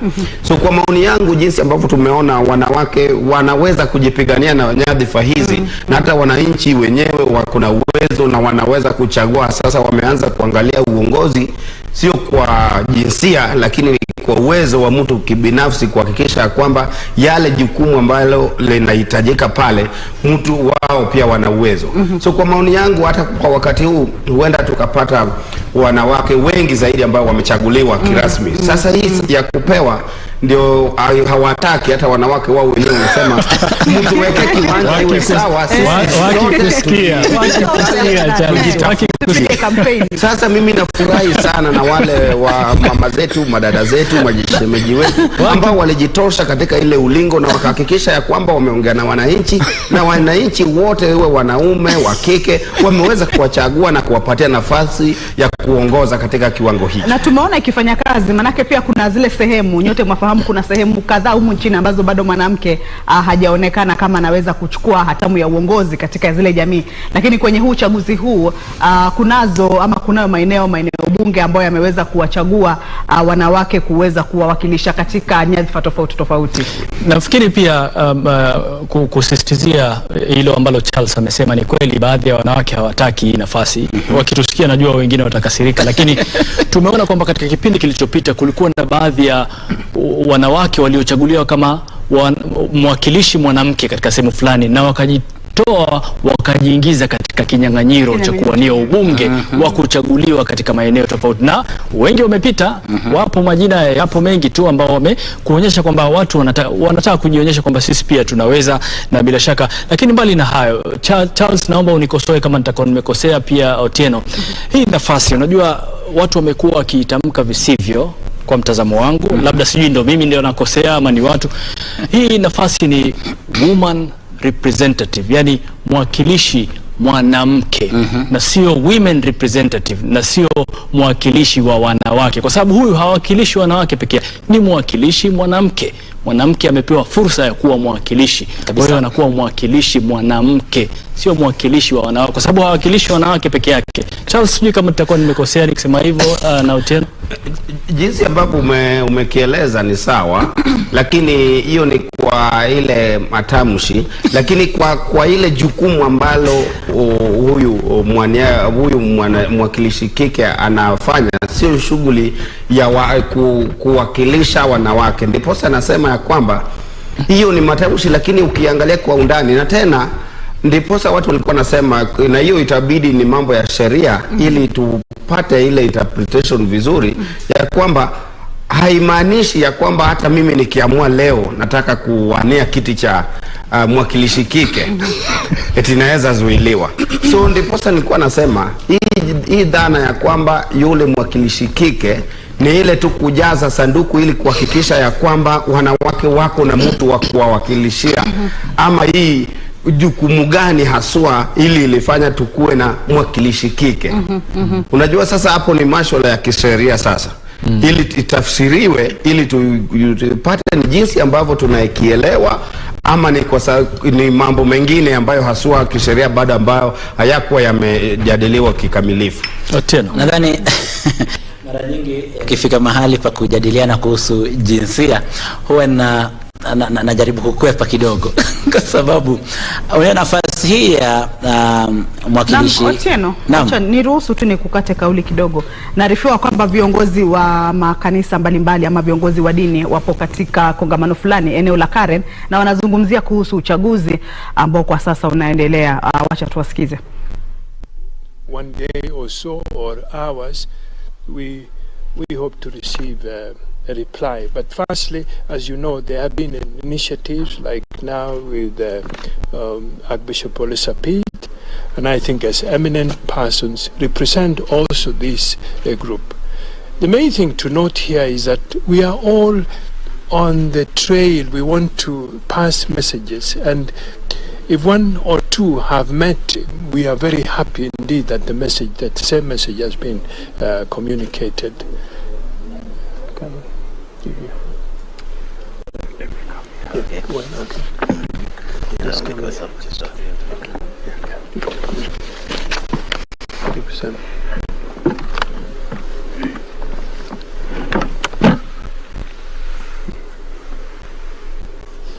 Tutaanza kusema kwa kifupi yale tumesema kwa Kiingereza. Ya kwanza, tumeshukuru wa Kenya ambao walijitokeza kwa wingi kupiga kura siku ya Jumanne na njia ya amani. Tunawapa pongezi kwa vile wameonyesha umahiri wao, pia kwa kugojea ili tume ya uchaguzi ya Iebc itangaze matokeo. Na tunaendelea kuwahimiza kwamba waendelee kugojea. Tunajua kwamba Iebc inatangaza wakati wameweza kuona original form ya form 34A ambazo zimetapakaa kokote nchini, na tunagojea tuone kwamba wamefanya hiyo, kwa kimombo inaitwa verification, waone kwamba zile kura ambazo ziko kwa mtandao ama kwa ile poto ndizo zile ambazo zitaletwa na returning officers. Na hiyo imechukua muda, na tunaomba wa Kenya tukue na uvumilivu, tugojee matokeo. Ya pili ni kwamba tumeona kwamba kuna wale wafanyikazi kama presiding officers na returning officers ambao wameshikwa na polisi na wengine wakashikwa na public, kwa sababu wameshikwa wakifanya mambo ambayo sio ya hawaruhusiwi kufanya. Wengine wameshikwa na ballot papers, wengine wameshikwa wakifungua masanduku, na tunahimiza kwamba kila yeyote ambaye anafanya kazi na Iebc ajue kwamba yeye mwenyewe binafsi atashukuliwa hatua kali ijapo atapatikana akifanya mambo ambayo hailingani na sheria. Tunaendelea kuhimiza kwamba wale ambao walisimama cheo cha urais, tunawaomba kwa heshima waendelee kuonyesha uvumilivu ili tuweze kugojea Iebc itangaze matokeo. Na tunawaomba kwamba yale watatamka maneno yao na yale watafanya yale ni ya kutuunganisha sisi kama Wakenya, sio ya kutuweka upande. Kwa hivyo ni hayo tu tunaomba, na tunaendelea kuomba Wakenya wote tuwe na subra wakati huu tunagojea matokeo ya uchaguzi.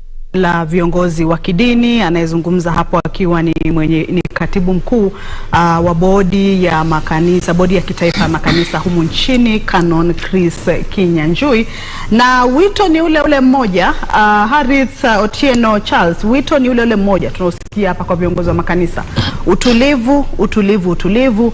Nao IEBC wajipange vilivyo waweze kutoa matokeo kwa muda unaofaa, angalau kupunguza wasiwasi ama mihemko yoyote miongoni mwa Wakenya. Harith.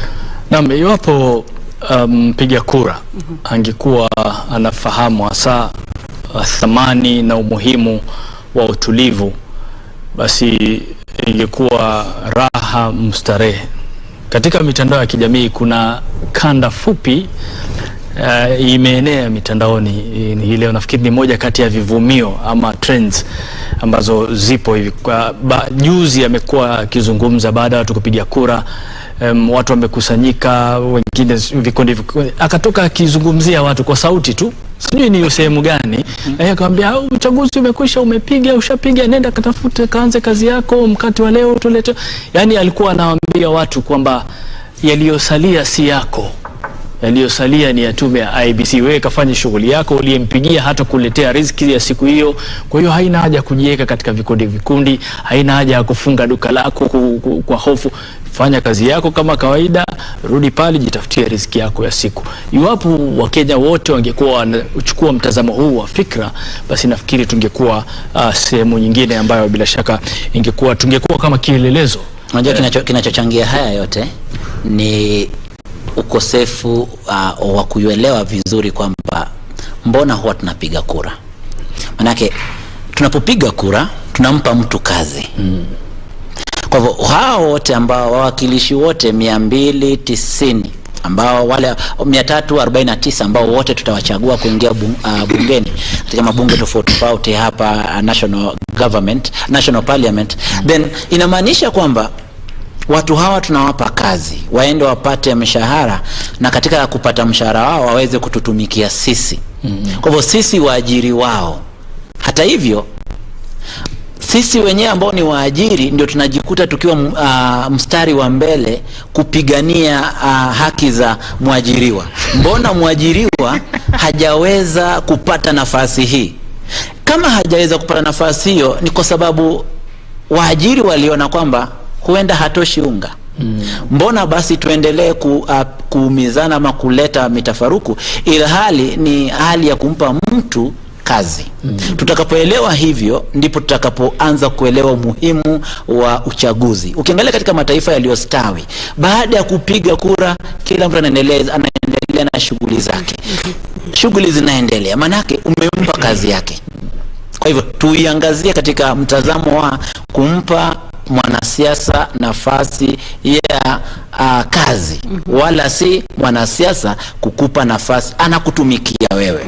Kwa hivyo ikiwa anakutumikia, basi anafaa kuhakikisha kwamba kila kitu ni amekuweka wewe mstari wa mbele. Lakini sisi tunamweka katika mstari wa mbele kuliko yeye kuwa ama kututumikia.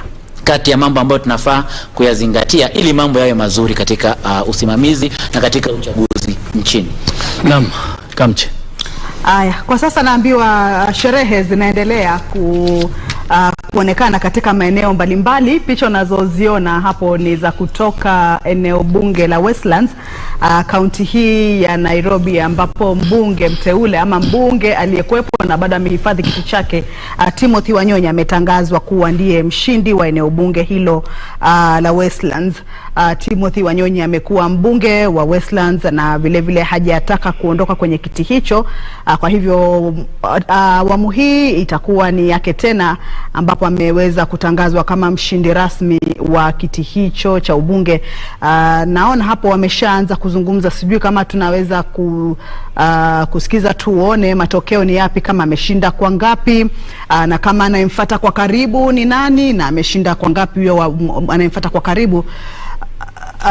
Kwa sababu kimekuwa ni kinyang'anyiro, kwa sababu imekuwa ni kinyang'anyiro ambacho kimekuwa cha karibu sana katika eneo bunge la Westlands. Hapa ni katika kituo cha KTTC. Haya, mtazamaji, tusikize na naarifiwa kwamba sauti ipo sawa, tunaweza pata picha hizo na sauti pamoja.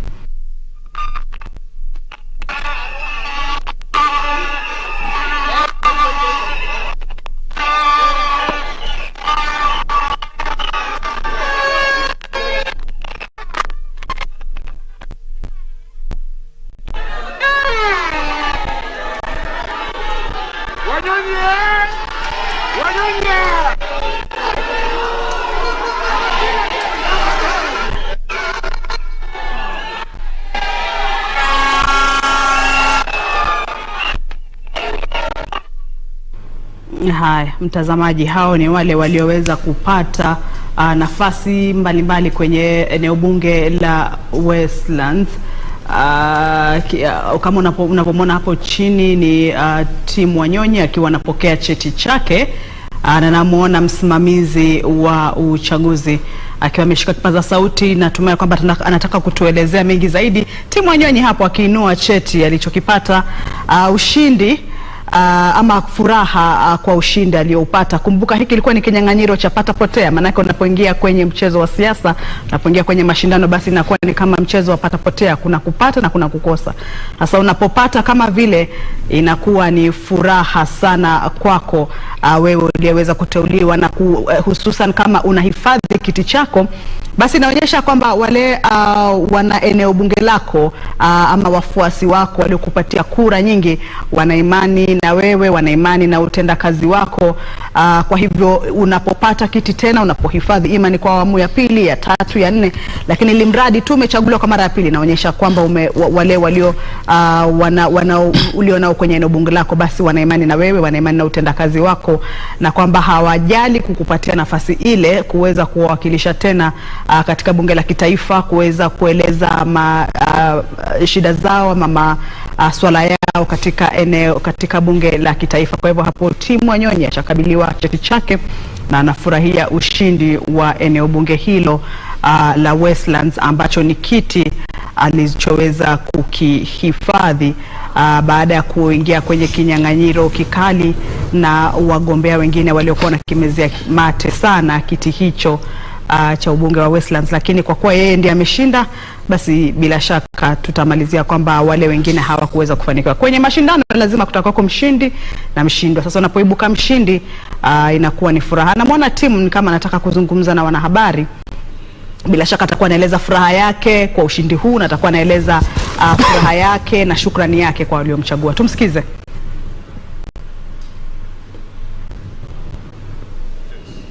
Given the certificate after the win, but an overall feeling is good because I feel the confidence that the people of Westland have bestowed in me.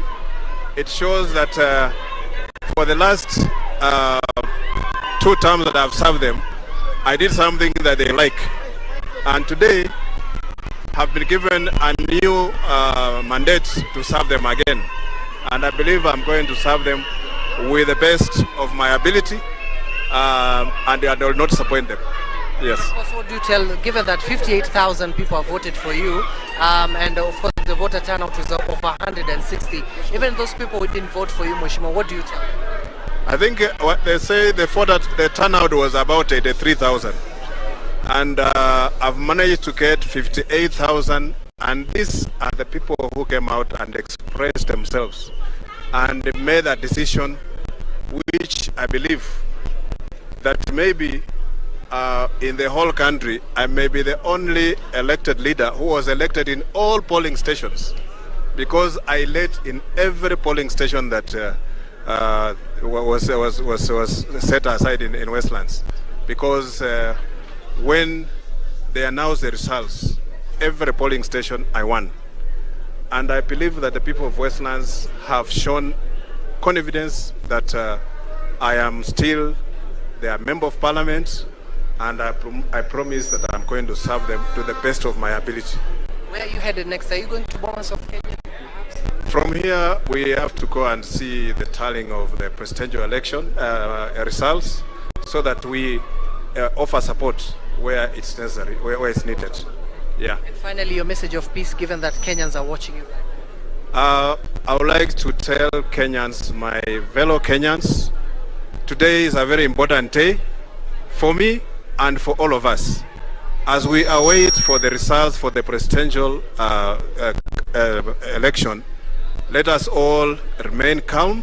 I'm sure Iebc is going to deliver the results within the time that is allowed. So for us, let us wait patiently and let us not excite anybody or make anyone to, to start rising emotions. So I believe that all of us, we have waited this long. We came out and voted. Let us wait for the results.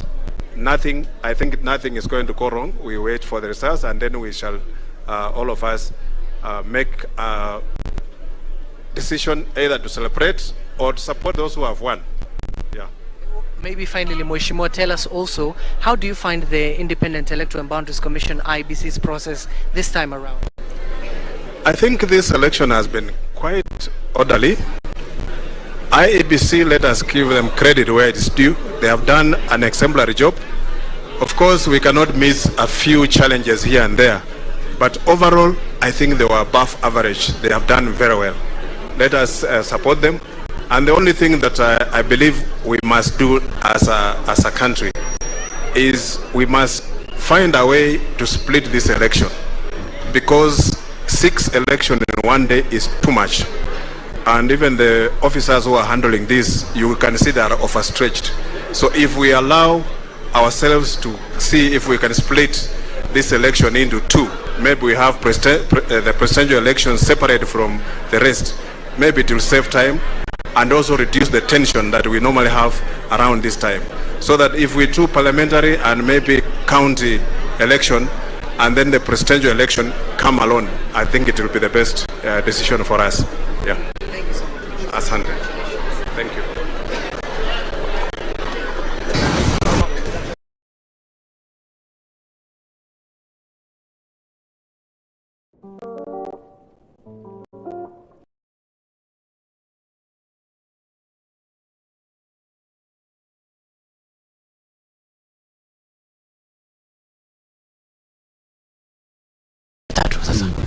Amepata awamu ya 3, miaka basi anaenda kugonga miaka 15 akiwa sasa mwakilishi pale.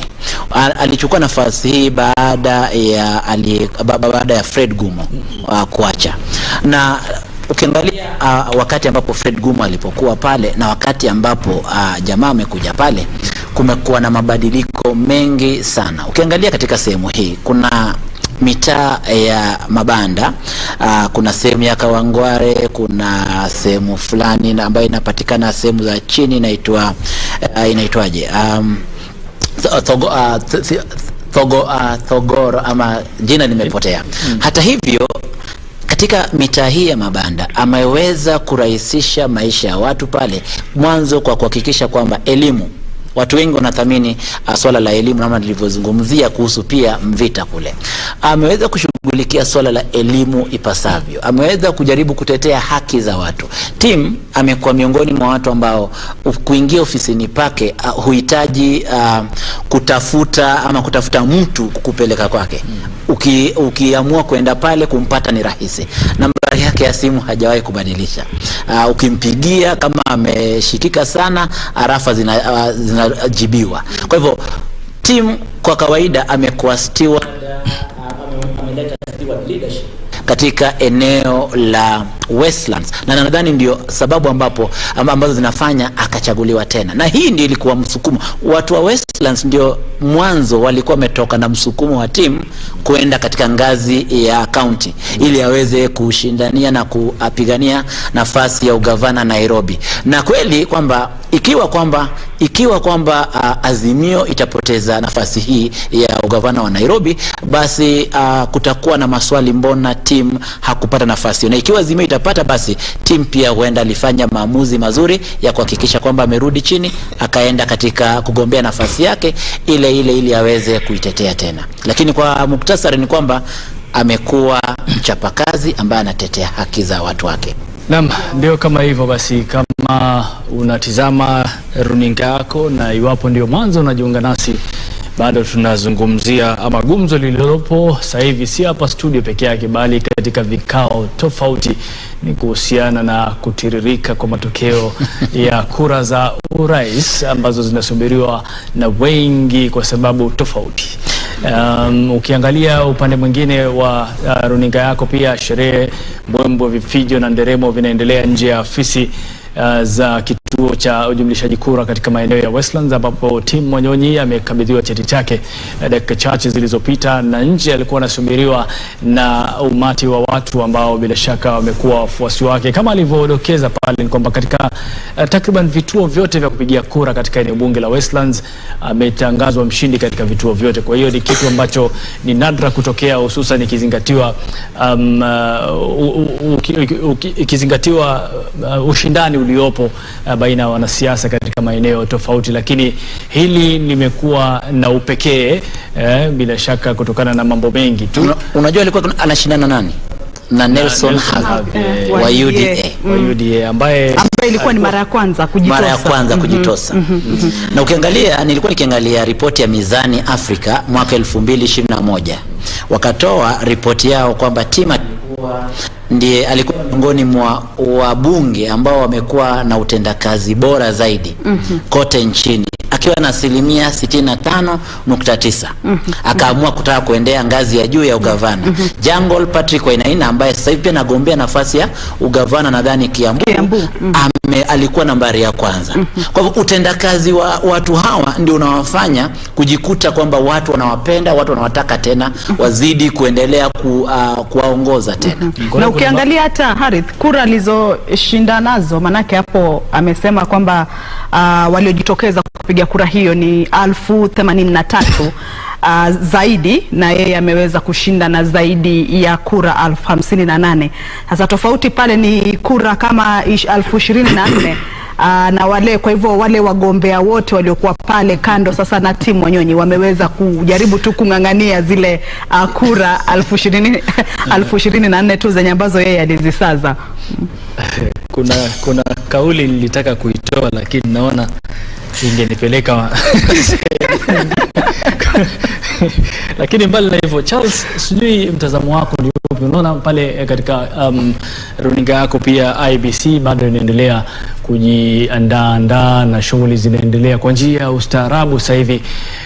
Unaona kwamba labda watu wameona umuhimu, Charles, watu wameona umuhimu wa kuwapa fursa ya kuendelea na kazi yao, ili kusiwe na sababu ya kwamba tulikuwa tunasumbuliwa ndio maana hatukuweza kufanya tulichotaka kukifanya kwa muda ufaao. Charles, nadhani kuchangia hiyo swala ya mheshimiwa Tim ni kwamba najua alirejelea kugombea kiti hicho baada ya kuka mambo yake, kwa ile azma yake kutaka kuwa gavana ya Nairobi kutoenda sawa sawa. Alafu akarejelea pale kama kuna uteuzi ambao ulikuwa umeendelea na ulikuwa umekamilika wa chama cha ODM. Lakini licha ya hayo yote tumeona ya kwamba watu bado wakampa fursa ya kuendeleza kazi hiyo mzuri, kwa sababu tukiangalia na kupima jinsi ambavyo amekuwa akifanya kazi, ni mtu ambaye amekuwa na tajriba ya miaka mingi, alafu tena ile utendakazi wake ulidhihirika wazi. So nadhani kwamba hayo ni masuala ambayo yalichangia sana ili kurejea kwake katika bungeni, na tumeona jinsi ambavyo watu wamefurahi. Hata yeye ako na uso wa kutabasamu, watu nyuso zao zote zimejaa furaha. Niposa tu huwa tunasihi watu ya kwamba ili tukihakikisha tunapatia watu nyadhifa ya uongozi, tuhakikisha ya kwamba wale ambao tunapatia ni watu ambao mienendo na tabia na jinsi ambavyo wamehudumu katika zile nyadhifa mbalimbali, kwa sababu kuna wale pia wamehudumu katika nyadhifa sio za uongozi, lakini jinsi ambavyo walifanya kazi, utendakazi wao katika zile kiwango mbalimbali na nyadhifa mbalimbali ni kitu ambacho kinaweza fanya mtu akuwe na ile uaminifu.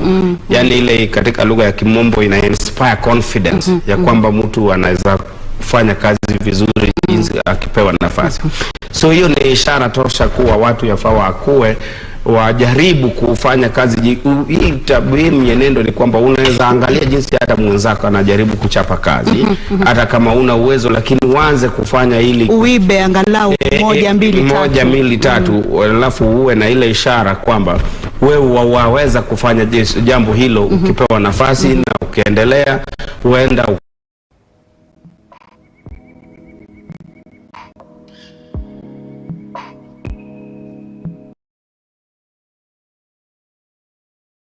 na vile vile wito kwa IEBC kuweza kuendeleza shughuli hii nzima kwa uwazi. Kanisa imekuwa kitoa sauti kuanzia wakati wa kampeni hadi kufikia sasa. Umuhimu wa sauti ya kanisa katika wakati huu ambao tuko. Nadhani hata kama wale ambao sio Wakristo, mimi ni Mkristo, na ili ukiona viongozi wa makanisa mbalimbali, dhehebu mbalimbali, kwa sababu ni madhehebu tofauti ambalo wamekuja pamoja na kuhakikisha ya kwamba wanatoa kauli yao katika wakati unaofaa. Unajua mara nyingi kama sio tu kauli ya wanasiasa, lakini kauli ya viongozi wa makanisa, viongozi wa kidini, wa dhehebu mbalimbali, sauti yao ni sauti iko na maana sana. Ndiposa tulisema ya kwamba jinsi ambavyo uchaguzi wa mwaka huu, jinsi ambavyo ilipangwa, ile mpangilio na taratibu yake imekuwa tofauti sana na hata uchaguzi ule ya miaka ya nyuma. Ndiposa jinsi ambavyo hata Mheshimiwa Tima amesema pale, give credit where it is due, wakati huu kwa sababu hii mpangilio ya viongozi wa makanisa, mashirika ya vyombo vya habari na media council, jinsi ambavyo walikuja pamoja ili wahakikisha kwamba mambo hii na shughuli nzima na hii mchakato iwe mchakato ambayo iko na mpangilio na taratibu, na ile ambayo inafanya ile jinsi ambayo nimesema ina inspire confidence. Sasa jinsi ambavyo viongozi wa makanisa wazidi kufanya hiyo ili watu tusiwe tunasikiza tu wanasiasa na watu wa mirengo mbalimbali na wafuasi, lakini viongozi wa kanisa pia wachangie shughuli. Shukran sana Charles Omanga. Nukta nzuri hiyo ya kutukamilishia hapa. Harith, naarifiwa kwamba hatuna muda, kwa hivyo nataka nimpe nafasi hii Otieno atupatie pengine kauli zake za mwisho, alafu kisha tufunge tuelekee katika ukumbi wa Bomas. Kwangu ningependa kuwahimiza Wakenya wote kwa jumla kwamba zoezi hili litakuja na litatuacha tena, litatuaga. Kile kitakachobaki ni sisi wa Kenya, wewe na jirani yako. Hivyo basi tukidumisha amani na tuendeleze kutangamana kwema kwetu namna ambayo tumekuwa tukifanya, basi mambo yatakuwa mazuri. Jirani yako ni rafiki yako, ndio utakuwa naye. Yule kiongozi amepata kazi, umemwajiri, hivyo basi wewe baki pale ukimwangalia, kuangalia kama kweli atafanya yale ambayo alikuahidi kufanya. Sina la kuongezea, na watakia kila laheri, amani iweze kudumu. Naam, asante sana. Sasa mimi kauli yangu ya mwisho nitaka tufanye hesabu za haraka. Mimi Charles na Kamche na Otieno. Wajua hesabu zinatatiza. Hesabu zinatatiza. Ndio maana IEBC imesema tulieni, wacheni tufanye mambo yetu sisi kama wataalamu. Commissioner Nyang'aya jana alizungumza, sema mambo ya sisi tuna siku 7. Hesabu zinatatiza. Sasa tufanyeni hesabu za haraka tukiwa hapa studio na nyumbani kama unasikiliza pia. Kurudisha darasani haraka tukuonyeshe jinsi gani. Kuonyesha jinsi gani.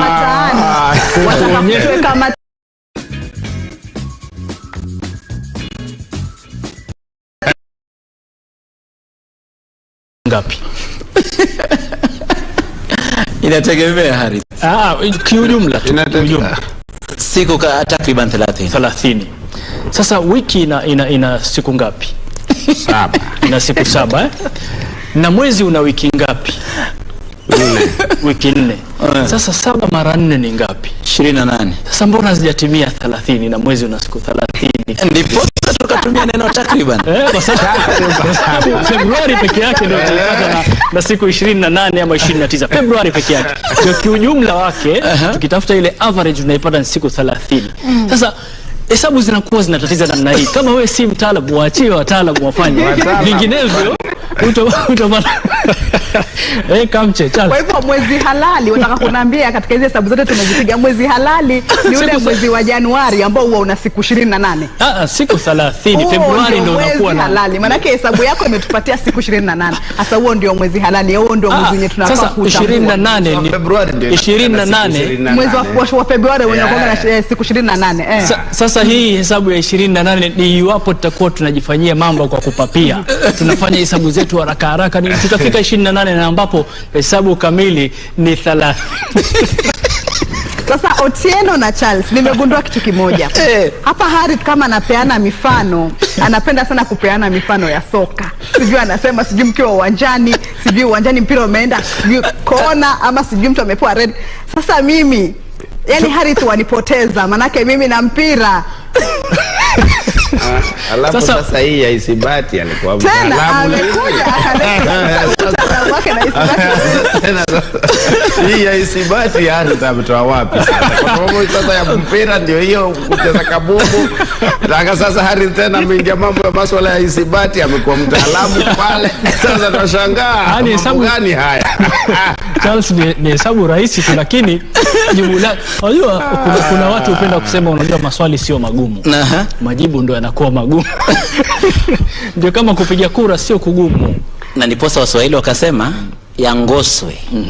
Mwachie ngoswe. Bila shaka, bila shaka. Itabidi mwachie ngoswe wamalize. Sisi itabidi tu tuangalie, lakini mwisho yote ikitimia tunasema haya, alhamdulillah. Alhamdulillah, yote yakamilika. Ndio cha Kaisari apewe Kaisari, kwa hiyo wacha IEBC wafanye mambo yao.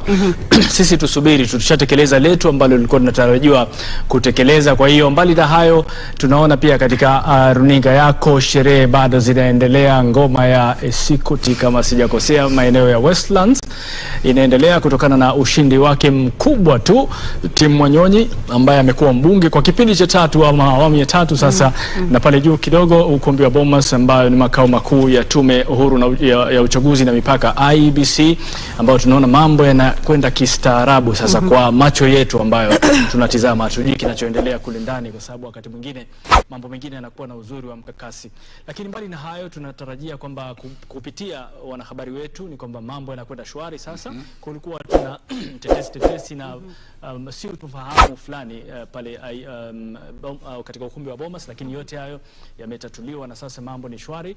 Na sherehe mbali na Westlands kuna maeneo tofauti ambayo bila shaka sherehe kama hizi zinaendelea, na hii ndio hali au taswira ambayo inafaa kujirudia katika taifa zima, taswira ya raha, furaha. Ukiwa umeshinda unashukuru, umeshindwa pia unakubali vuta subra na kuwahongera na kuwapongeza wale ambao wameibuka kidedea. Kumbuka ni kura tu ambayo bila shaka watu wanaipiga, na kama ulivyosema ni jambo la kuja na kuondoka, na mambo mengine yatakuja baadaye. Cha msingi ni kwamba taifa lisalie na amani, kwa sababu bila amani hakutokuwa na maendeleo. Kamche. Naam, Harith, kuna swala moja hapa naona bado tuko na muda kidogo ambao tunaweza kulizungumzia. Tumetaja ama katika mazungumzo haya yetu tumeona tukitaja kwamba kuna vyama ambavyo vimeweza kuongoza katika maeneo tofauti, ima ni ODM, ima ni UDA, ima ni PA, na hivi vyama vimekuwa vingi.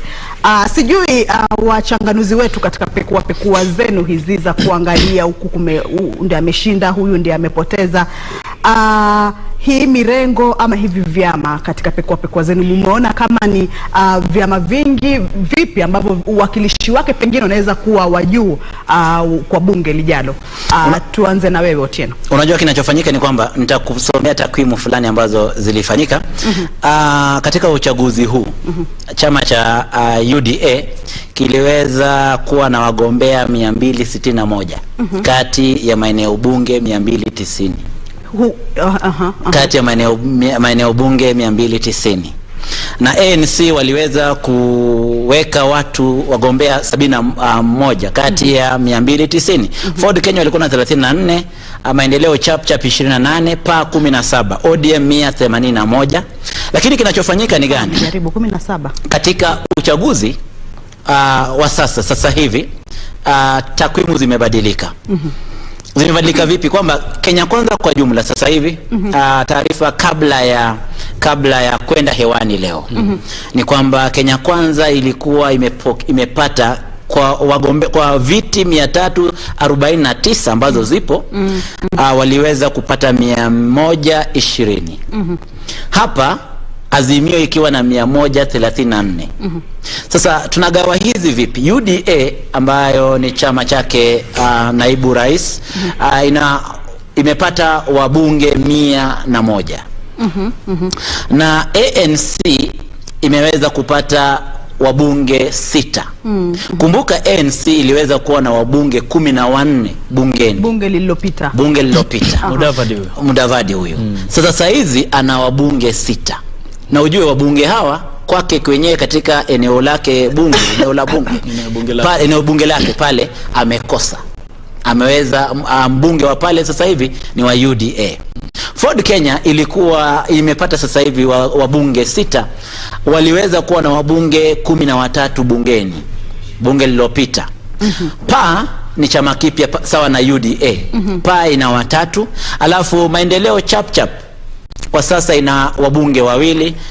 Kumbuka kwamba Maendeleo Chapchap ilikuwa na wabunge 4 hapo awali. Alafu DP na TSP ya Kiunjuri nadhani na mbunge mmoja kila chama. Alafu Azimio ODM kwa sasa ina wabunge 88. Hili ni nyongeza kwa ODM. Ifikia hapo sasa hivi ni nyongeza kwa sababu ODM hapo awali ilikuwa na wabunge 73. 76. Samahani. Sasa hivi wana 88. Kwa hivyo umeongeza 8 juu yake. Jubilee ina wabunge 23. Cha kushangaza zaidi. Kumbuka kwamba hapo awali Jubilee ilikuwa na wabunge 172. Kwa hivyo japo idadi yao inaonesha kwamba wamefanya vizuri kuliko vyama vingine, lakini ukilinganisha na rekodi ya wao wenyewe wamefanya vibaya. Na tunaelewa sababu zenyewe zinazojitokeza. Wiper ina wabunge 8 kwa sasa, ilikuwa na wabunge 23. DAP Kenya ina wabunge 5 kwa sasa. Hiki ni chama ambacho ni kipya kwa sasa, kwa hivyo hatuwezi tukateta sana kuhusu udhibiti wake. KANU chama cha baba na mama kina wabunge 3 kutoka wabunge 10 hapo awali. Alafu UDM ambayo imeweza kupata uungwaji mkono sana katika nadhani maeneo ya North Eastern ina wabunge 3 kwa sasa. Hivyo ndivyo takwimu zenyewe zinaonyesha kwamba tukiangazia kwa undani kuna wale ambao wamepoteza, kuna wale ambao wamepata. Na hasa ningependa, mbona nimeleta mjadala huu, ni kwamba ukiangalia agizo lilotolewa na makubaliano ya Kenya Kwanza hasa kuhusiana na tunataka asilimia fulani kutoka kwa nyinyi ili muweze kupata nafasi fulani.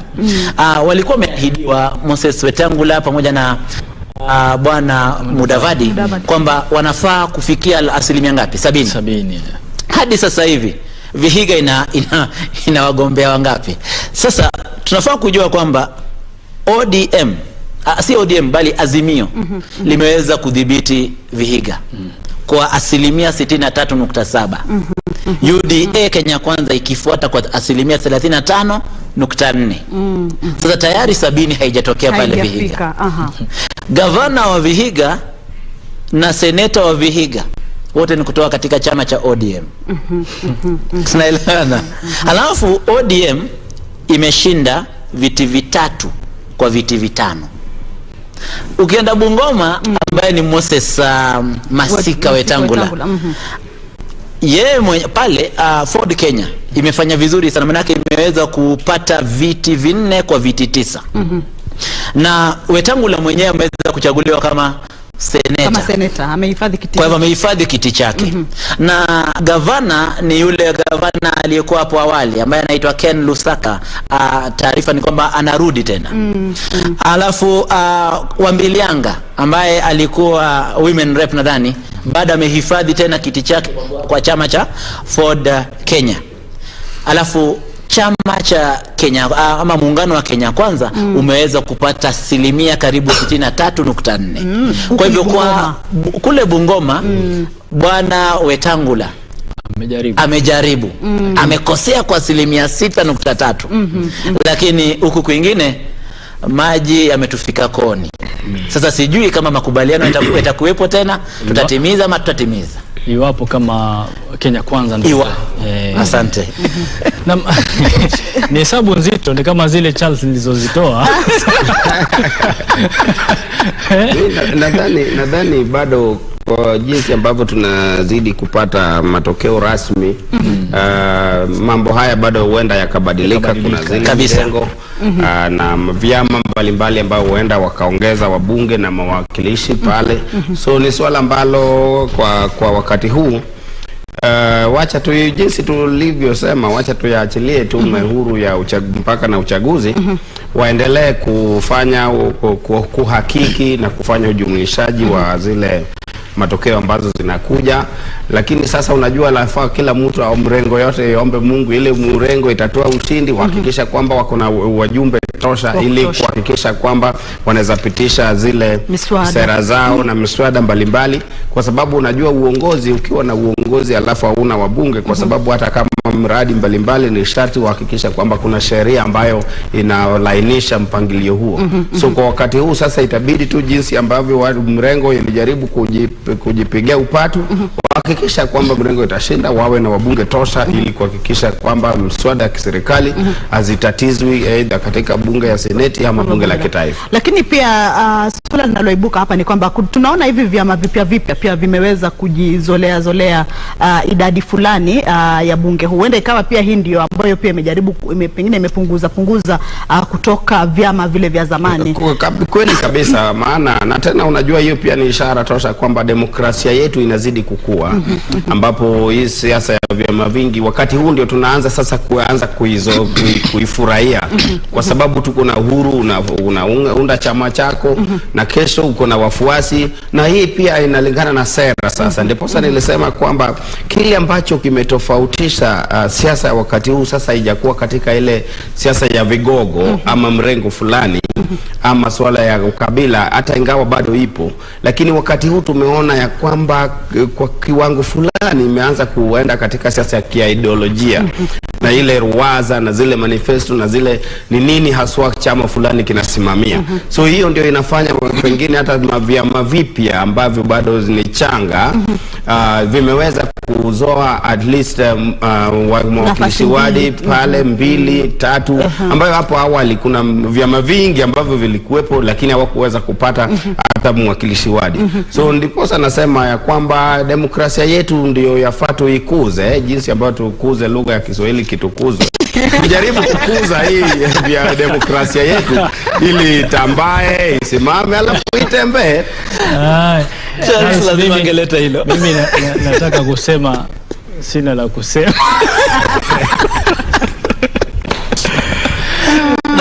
Ni kauli ambayo wanasiasa pia wakizungumza kwamba mimi sina la kusema, lakini akianza masaa mawili matatu kwenye microphone mpaka aje aambiwe mheshimiwa. Anamwambia kwanza ngoja kwanza wacha nimalize hii. Harry, unajua ile kitu ambacho umenikumbusha. Tukifuatilia yule mgombezi ambaye alienda akachukua ile water tank yake. Kuna jamaa pia ilikuwa katika mtandao alikuwa amepoteza, alikuwa anatafuta mwakilishi wadi kwa maeneo fulani, sitaki kusema. Alafu tena wakati alikuwa analalamika hapo mbona wameachwa, eti anasema bado hata hapo kwa hiyo mkutano bado kuna watu walikuwa wanamuuliza mheshimiwa umebakisha kitu tuangalie. So unaona mambo kama haya ni masuala ambayo ni magumu sana. Umebakisha kitu.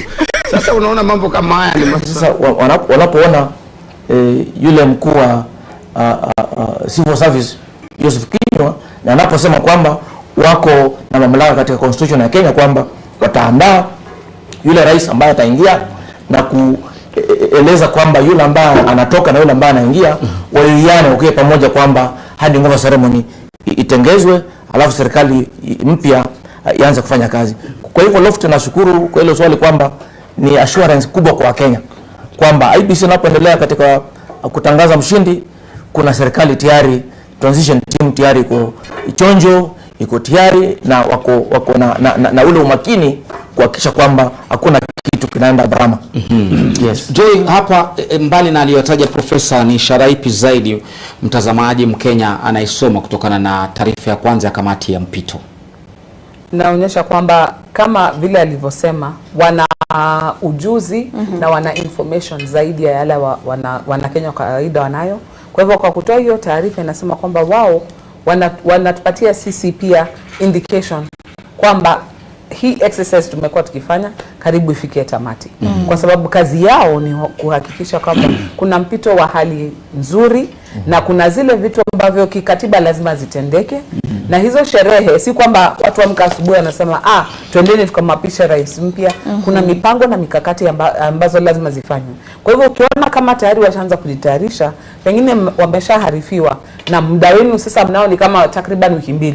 Anzeni kazi. Na ndio unaona kwamba Joseph Kinyua akija akizungumza vile profesa amesema ni serikali inazungumza. Na unakumbuka kwamba hili jopo lilinakiliwa katika Kenya Gazette na mtukufu rais akisema kwamba hata mimi watu wanasema kwamba nataka kuketi hapa lakini hapana, na ndio hii kamati ambayo itapanga ni jinsi gani nitamkabidhi rais atakayechaguliwa usukani. Kwa hivyo ndio kutuambia kwamba tulie, kwa maana kila kitu kinaenda shwari, taratibu zote zinapangwa na kila kitu kina wakati wake. Kwa sababu jana tuliona kwamba Wakenya tayari walikuwa wameanza kuingiwa na sijui nitaita ni kiwewe ama ni jekejeke pale ambapo jumba la KICC ilikuwa tunaona tayari matayarisho yashaanza kufanywa, na upande huu mwingine pia tunaambiwa kwamba matayarisho yashaanza kufanywa. Kwa hivyo yote tisa ni tuseme kwamba Wakenya sasa wasielekeze macho kule, waelekeze katika jumba la Harambee. Ndio kwenye maandalizi kabambe na kamili. Nafikiria katika sasa nataka kuzungumza swaka labda na mwakili swaka anataka kuzungumza, na kabla azungumze pengine kwako haswa John, jinsi jopo hili lilivyoundwa, maanake tunajua kwamba hata kama watu wako serikali na tumeona mawaziri, tumeona makatibu wakipigia kampeni mirengo tofauti, jopo hili la mpito linafaa kuandaliwa namna gani, lisukwe vipi ili liweze kugusia maeneo yote, labda mirengo ya upinzani na mirengo ya kisiasa na kadhalika? Je, unaona utimilifu wake na ule uundwaji wake uko namna gani, unafaa kuaje? Ndio kamati ya maandalizi ya mpito wa serikali huwa neutral wako katika hali ya usawa, kwa maana ni wametolea katika nyadhifa tofauti na taasisi tofauti za serikali. Tunapotazama pale kuna Ana Madi ambaye anawakilisha mahakama, kuna mkubwa wa ujasusi, kuna mkubwa wa polisi, kuna hao watu wote ni wanapaswa kuwa tu wakiwa katika hali ya usawa, maana ni jopo tu la mpito la kusaidia serikali inayomaliza kuhandover ama kupeana wadhifa kwa serikali ijayo. Na umuhimu wao haswa wakati kama huu ni ile hali tu ya kuwarai wa Kenya na kuwakumbusha wa Kenya kwamba serikali bado ipo, japo kuwa kuna uhesabuji wa kura ambao unaendelea, mshindi bado hajatangazwa. Lakini there's no lacuna, hakuna gap, hakuna hali ya ukosefu wa uongozi. Wapo pale kama serikali. Yeyote yule ambaye wamesema yeyote yule ambaye ataidhinishwa na Iebc kuwa mshindi, wanasema wako tayari kisheria kufuata zile hatua za kuhakikisha kwamba rais elect anapewa ile briefing hadi wakati wa kuapishwa. Kwa hivyo unapata kwamba wanapojitokeza namna hii, pande zote za kisiasa na wagombea urais na Kenya kwa ujumla, wanaleta hali ya utulivu kwa nchi. Na kuambia hamna haja ya kuwa na dukuduku kama kiwewe, maana tayari kuna serikali ambayo inahakikisha kwamba mambo yote yatapita shwari. Joy, tumeshuhudia katika nchi mbalimbali haswa barani Afrika, kwa mfano DR Congo, tumeshuhudia Uganda, tukiangalia Afrika Kusini, ule mpito saa zingine huwa na mshike. Na sijui uundaji wa jopo hili, iwapo utakwenda fyongo kidogo, unaweza kuleta taharuki ya aina gani katika ule mpito? Kenya tuna desturi ya mipito yetu kuwa ya amani.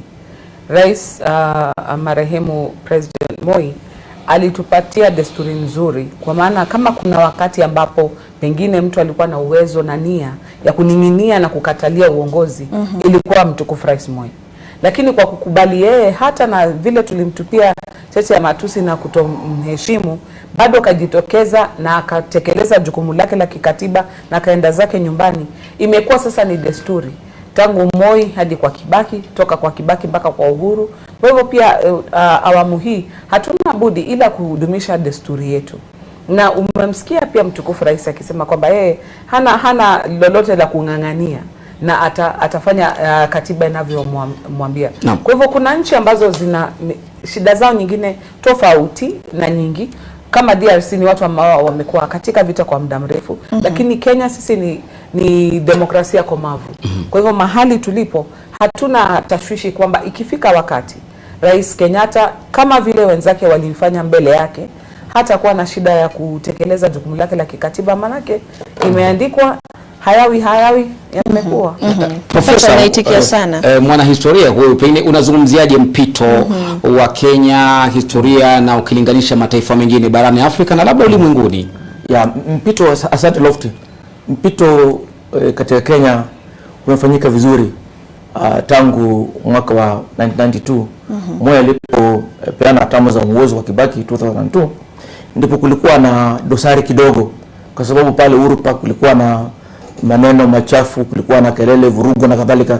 Lakini tangu wakati huo tumeona Kibaki akipeana mamlaka kwa Uhuru Kenyatta katika Kasarani pale kwa uwazi.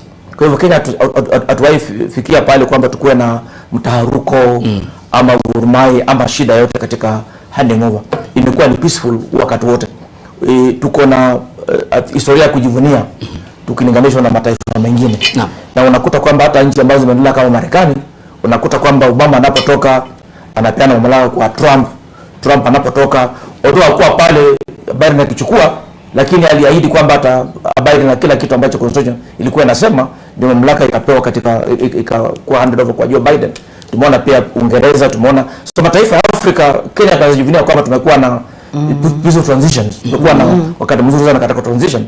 Hatujakuta pale imefika kwamba yule ambaye anatoka, haswa yule ambaye anatoka kwamba kuna dosari ama kuna kutofautiana na kadhalika. Tumekuwa na very peaceful handover, na tunaweza kuwa compare I think na Ghana tangu Rawlings, tumekuwa na kama Zambia na Kenneth Kaunda, tumekuwa kwanza hata Malawi wanatufikia katika maeneo fulani. South Africa Mandela, Thabo Mbeki, Zuma, alafu sasa Rais Ramaphosa. Unakuta kwamba Kenya tuko katika huu mrengo wa yale mataifa ambayo yako na amani. Lakini hapo ulitaja hata kwa Afrika Kusini, nafikiri huwa kuna shida pengine kati ya mpinzani ambaye ameshindwa. Maanake yule aliyekuwa pale mara nyingi utapata huko ni kwamba alihudumu na anajua kipindi chake kimeisha, na labda aliyeshinda ni aliyemuidhinisha kwamba huyu ndo nataka achukue, lakini kuna yule mpinzani ambaye anakataa. Unampa vipi huyo na mimi ndo nilishinda? Ufanyika tushaona hata vile nani alitoka, Thabo Mbeki alipokuwa anatoka alitolewa kabla muda wake hajafika. ANC kama chama walipitisha kwamba aondolewe, Zuma kaingia. Zuma kabla hajamaliza wakati wake, Ramaphosa pia kaingia pale. Lakini Kenya ni tofauti kidogo kwa sababu chama kina nguvu sana kulingana na ANC South Africa. Vyama vyetu unajua ni kama za mpito, kwa sababu kila uchaguzi tunakuwa na chama kipya. Kila uchaguzi unakuwa na chama. Sasa chama vyama vya Kenya havina vile uhuru na nguvu kama zile South Africa kama ANC na kadhalika. Lakini muhimu ni kwamba hatujakuwa na ugumu katika handing over serikali kwa new government. Tumekuwa na peaceful transition kutoka kwa Moi kwenda kwa Kibaki, kwa Kibaki kwenda kwa Uhuru Kenyatta, na tunatumai kila Mkenya anatumai kwamba kutakuwa pia na peaceful transfer kutoka kwa Uhuru Kenyatta na yule ambaye anakuja ndani kama the fifth. Hata kusema ndani baki the fifth. Maana jana nilikuwa nawaambia Kenya the fifth atashinda na hisia. Na basi mtazamaji, sasa pia sisi tutoke katika huu mpito wa hapa studioni hadi kule Nyeri, ambapo nafahamishwa kwamba mwanahabari wetu Margaret Kimathi. Sisi hatuhitaji kamati. Twende tu moja kwa moja. Margaret Kimathi, uskani ni kwako. Naam, asante sana. Kwa sasa tumeona returning officers kutoka maeneo bunge yote 6 ya hapa kaunti ya Nyeri yameweza kuwatangaza washindi wa viti vya eneo bunge, na hapo asubuhi tumeweza kuona kwamba katika eneo bunge la Mathera Eric Wamombi ameweza kutangazwa kama mshindi wa eneo bunge hilo. Eric Wamombi alikuwa anawania na chama cha UDA, na pia hapa katika eneo bunge la Nyeri mjini tuliweza kuona kwamba hapo jana Duncan Mathenge aliweza kutangazwa kama mshindi wa kiti cha eneo bunge cha Nyeri mjini, na pia katika eneo bunge la Keni tuliweza kuona kwamba Wainaina Njoroge alitangazwa kama mshindi wa eneo bunge hilo, na tukaweza kuona Kanini Kega ambaye alikuwa mbunge wa eneo hilo alikubali matokeo hayo, na pia tuliweza kuona kwamba katika eneo bunge la Teto eneo bunge la Teto tuliweza kuona kwamba Wandeto aliweza kutangazwa kama mshindi wa eneo bunge hilo, na tumeweza kuona kwamba kati ya maeneo bunge yote 6 kutoka kaunti hii ya Nyeri, wote waniaji wa viti vya ubunge wameweza kuchaguliwa na chama cha UDA. Na kufikia hapa niko katika kituo cha kujumlisha kura cha Nyeri Polytechnic, na hapa naona zoezi la kuendelea na kuhesabu kura linaendelea, na hapa kufikia hapa tumeweza kuona kwamba ambaye anayeongoza katika kiti cha ugavana wa hapa kaunti ya Nyeri ni Mutahi Kahiga, na kulingana na ile data ambayo tulikuwa nayo hapo jana alikuwa akiongoza na kura 1,199,612. Hiyo ni kama asilimia 65. Tuliweza kuona kwamba hii itakuwa mara ya kwanza kwa Mutahi Kahiga kuchaguliwa na wakazi wa eneo la Nyeri, kwani hapo aliweza kurithi kiti hicho kutoka kwa marehemu Wahome Gakuru ambaye alifariki kwa ajali barabarani. Na tumeweza kuona ambaye amechukua nambari ya pili ni Dhuru Mathenge, na hapo jana alikuwa na kura 77,944, na hiyo ni kama asilimia 24. Dhuru Mathenge tuliweza kuona aliwania kiti hiki katika mwaka 2013 na akaweza kuibuka watatu.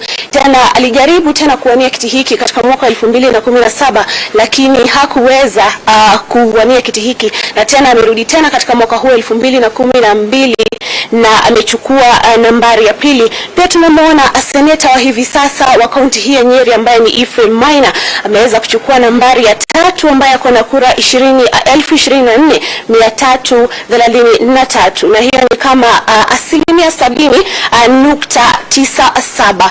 Na yeye tunaweza kumuona ambaye ameweza kuchukua nafasi ya 4 ni Peter Munyiri ambaye yuko na kura 4,296. Hiyo ni kama asilimia 1.42. Na kwa sasa tuko hapa tunangoja aweze kujumlisha kura zote kutoka kwa maeneo bunge yote 6, na tutaweza kukujuza ni nani ambaye atachukua kiti cha ugavana katika kaunti hii ya Nyeri, ni nani atakayechukua kiti cha useneta katika kaunti hii, na ni nani atakuwa mwakilishi mwanamke. Na kwa sasa ameweza kupokea matokeo kutoka ya maeneo bunge yote 4. Maeneo bunge mawili ndio yamebaki ambao ni Mathera na Keni. Kwako Lofty na Frida. Na asante sana huyo Margaret Kimathi kutoka Nyeri, na bila shaka ametujuza kwamba kwa muda so mchache atakuwa anatueleza mengi kuhusiana ni nani atakayechukua kiti cha ugavana.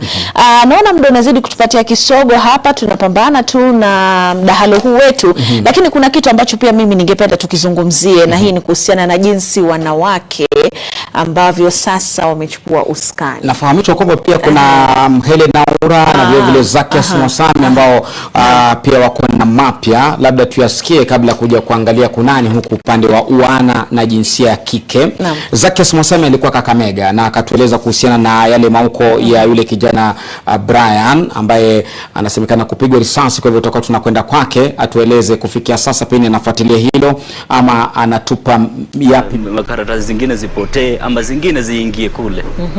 Wamegusia kwa wale ambao tunawaona pale, wanasiasa ambao tunawaona pale sana sana ni wale ambao wameweza kushinda. Tumeweza kumuona Babu Owino, tumeweza kumuona Gladys Wanga, tumeweza kumuona Anyang' Nyong'o, pia tumeweza kumuona Babu na Mwamba, lakini pia tunaona wale ambao wamepoteza. Tumemwona Kanini Kega. Naam, amekuwa hapo pia. Amekuwa pale. Manake yako na stake, unajua sasa lazima wahakikishe pia Moses Kuria amekuepo. Na pia alikuepo hapo. So lazima kuja hapa sasa watetee urais isichukuliwe. Manake hii ni kitu ambayo ukicheza kidogo hata kwa dakika kidogo hivi imeenda. so wote lazima wakuje huku, na sasa ni jukumu pia ya commission kuhakikisha ya kwamba ingawa wanakuja lazima wazuiwe wasifanye hiyo process iharibike ama ilete mvurugo hapo ndani, manake hapa usalama pia ni kitu ya maana. Kwenye usalama huo vile vile tumeweza kuona maafisa usalama wameweza kuongezewa, na yule kamishna Guli amesema kuwa iwapo wataendelea kuzua vurugu hapo ndani basi wataongezeka, lakini utulivu ukiendelea watapunguzwa. Na pia mikakati zaidi iliweza kuwekwa pale katikati, manake hapo kando kando watu wamewekwa, wanahabari wako hapo, wanasiasa wako hapo, familia za hao wagombeaji zipo, vile vile waangalizi pia wapo, lakini hapo katikati ndo wale mahali pa kufanya uchunguzi hapo, kudhibitisha. Sasa hapo wale makamishna waliweza kusema kuwa kuna mikakati ambayo imeweza kuwekwa ili kuzuia vurugu kutozuka, hasa hapo katikati. Hapo kuna hao mawakala, wagombeaji na vile vile maafisa wa Tume Huru ya Uchaguzi na Mipaka IEBC, ambapo mojawapo tu ya mikakati ambayo iliweza kuwekwa iliweza kusema kuwa wale ambao wanakubaliwa hapo ndani, moja ni maafisa wa Tume Huru ya Uchaguzi na Mipaka IEBC, alafu wa pili ni wale mawakala agents wa wagombea wa viti vya urais ambao katika tuseme kwa hiyo mirengo miwili ambayo imeonekana kuongoza kwenye mrengo wa Kenya Kwanza, wakala ambaye anaongoza ambaye yupo hapo katikati anasimamia ni Kindiki, alafu na yule naibu wake Veronica Maina, alafu Azimio yupo Sabatao Ole Kanchori na naibu wake ni Caroline Karogo. Tumeweza kuwaona pale ndani, vile vile wameweza kusema kuwa pia mawakili. Uliwaona mawakili pale, tulimwona wengine alikuwa pale ndani wa mrengo wote, na wengine pia kuna mawakili wengine pia wamekaa kando, sio pale katikati tu. Bila shaka mtazamaji, turejee pale ukumbini ambapo wanaendelea kutangaza matokeo.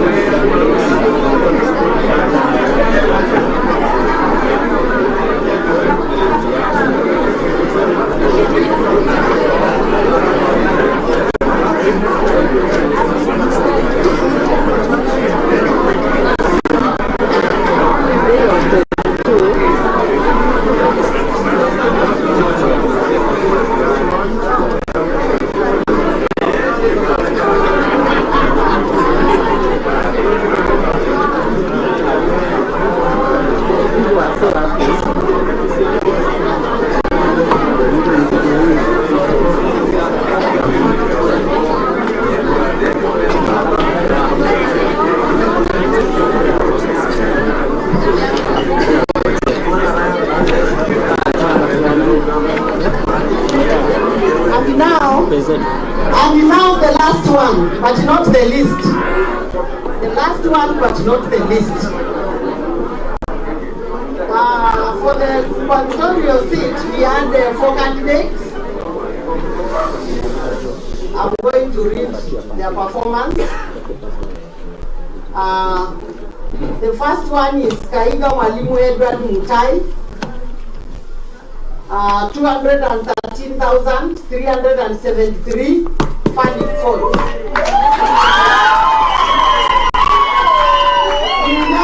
Kirinyaga Engineer Ibrahim Wangi Maina, 26,372. The third candidate was Madenge Thuo,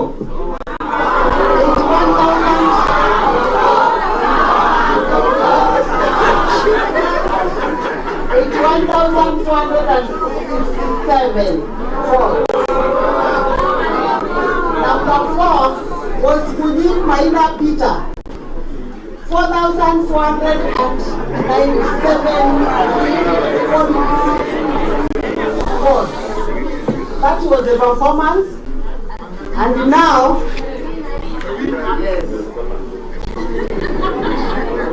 Mwalimu Edward Mutai Kaiga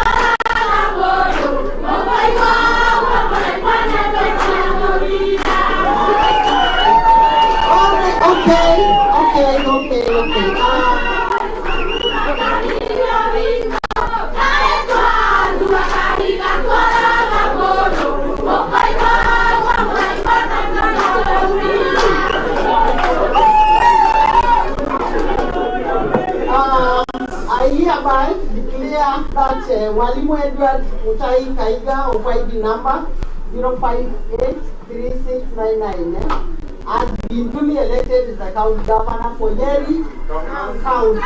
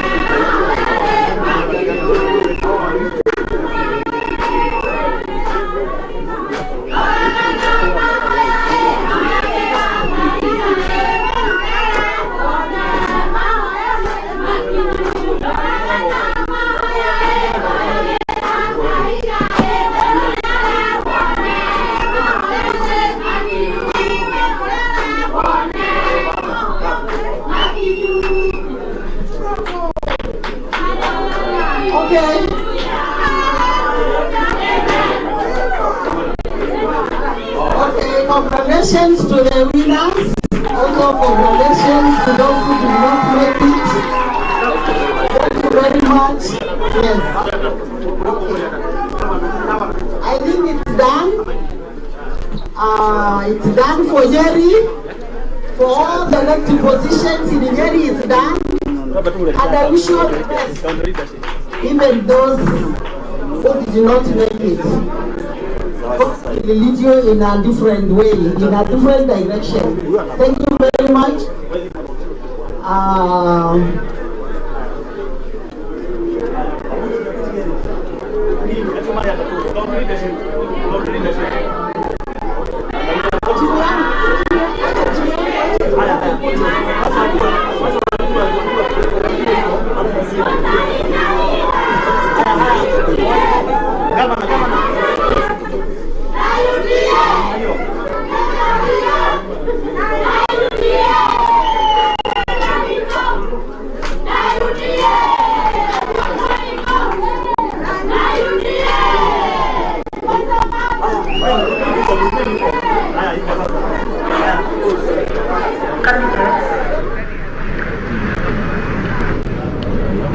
Odinga Raila 21,531.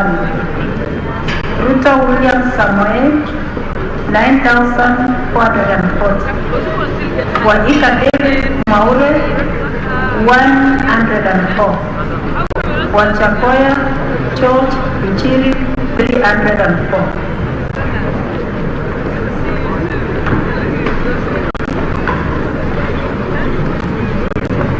Makueni County, Makueni Constituency. Total registered voters 102,827. Valid votes 61,390. Rejected ballots 381. Odinga Raila 48,000. 557. Peter William Samuel, 12,341. Waika David Mwaure, 9. Wachakoya George Ichiri, 002. Thank you.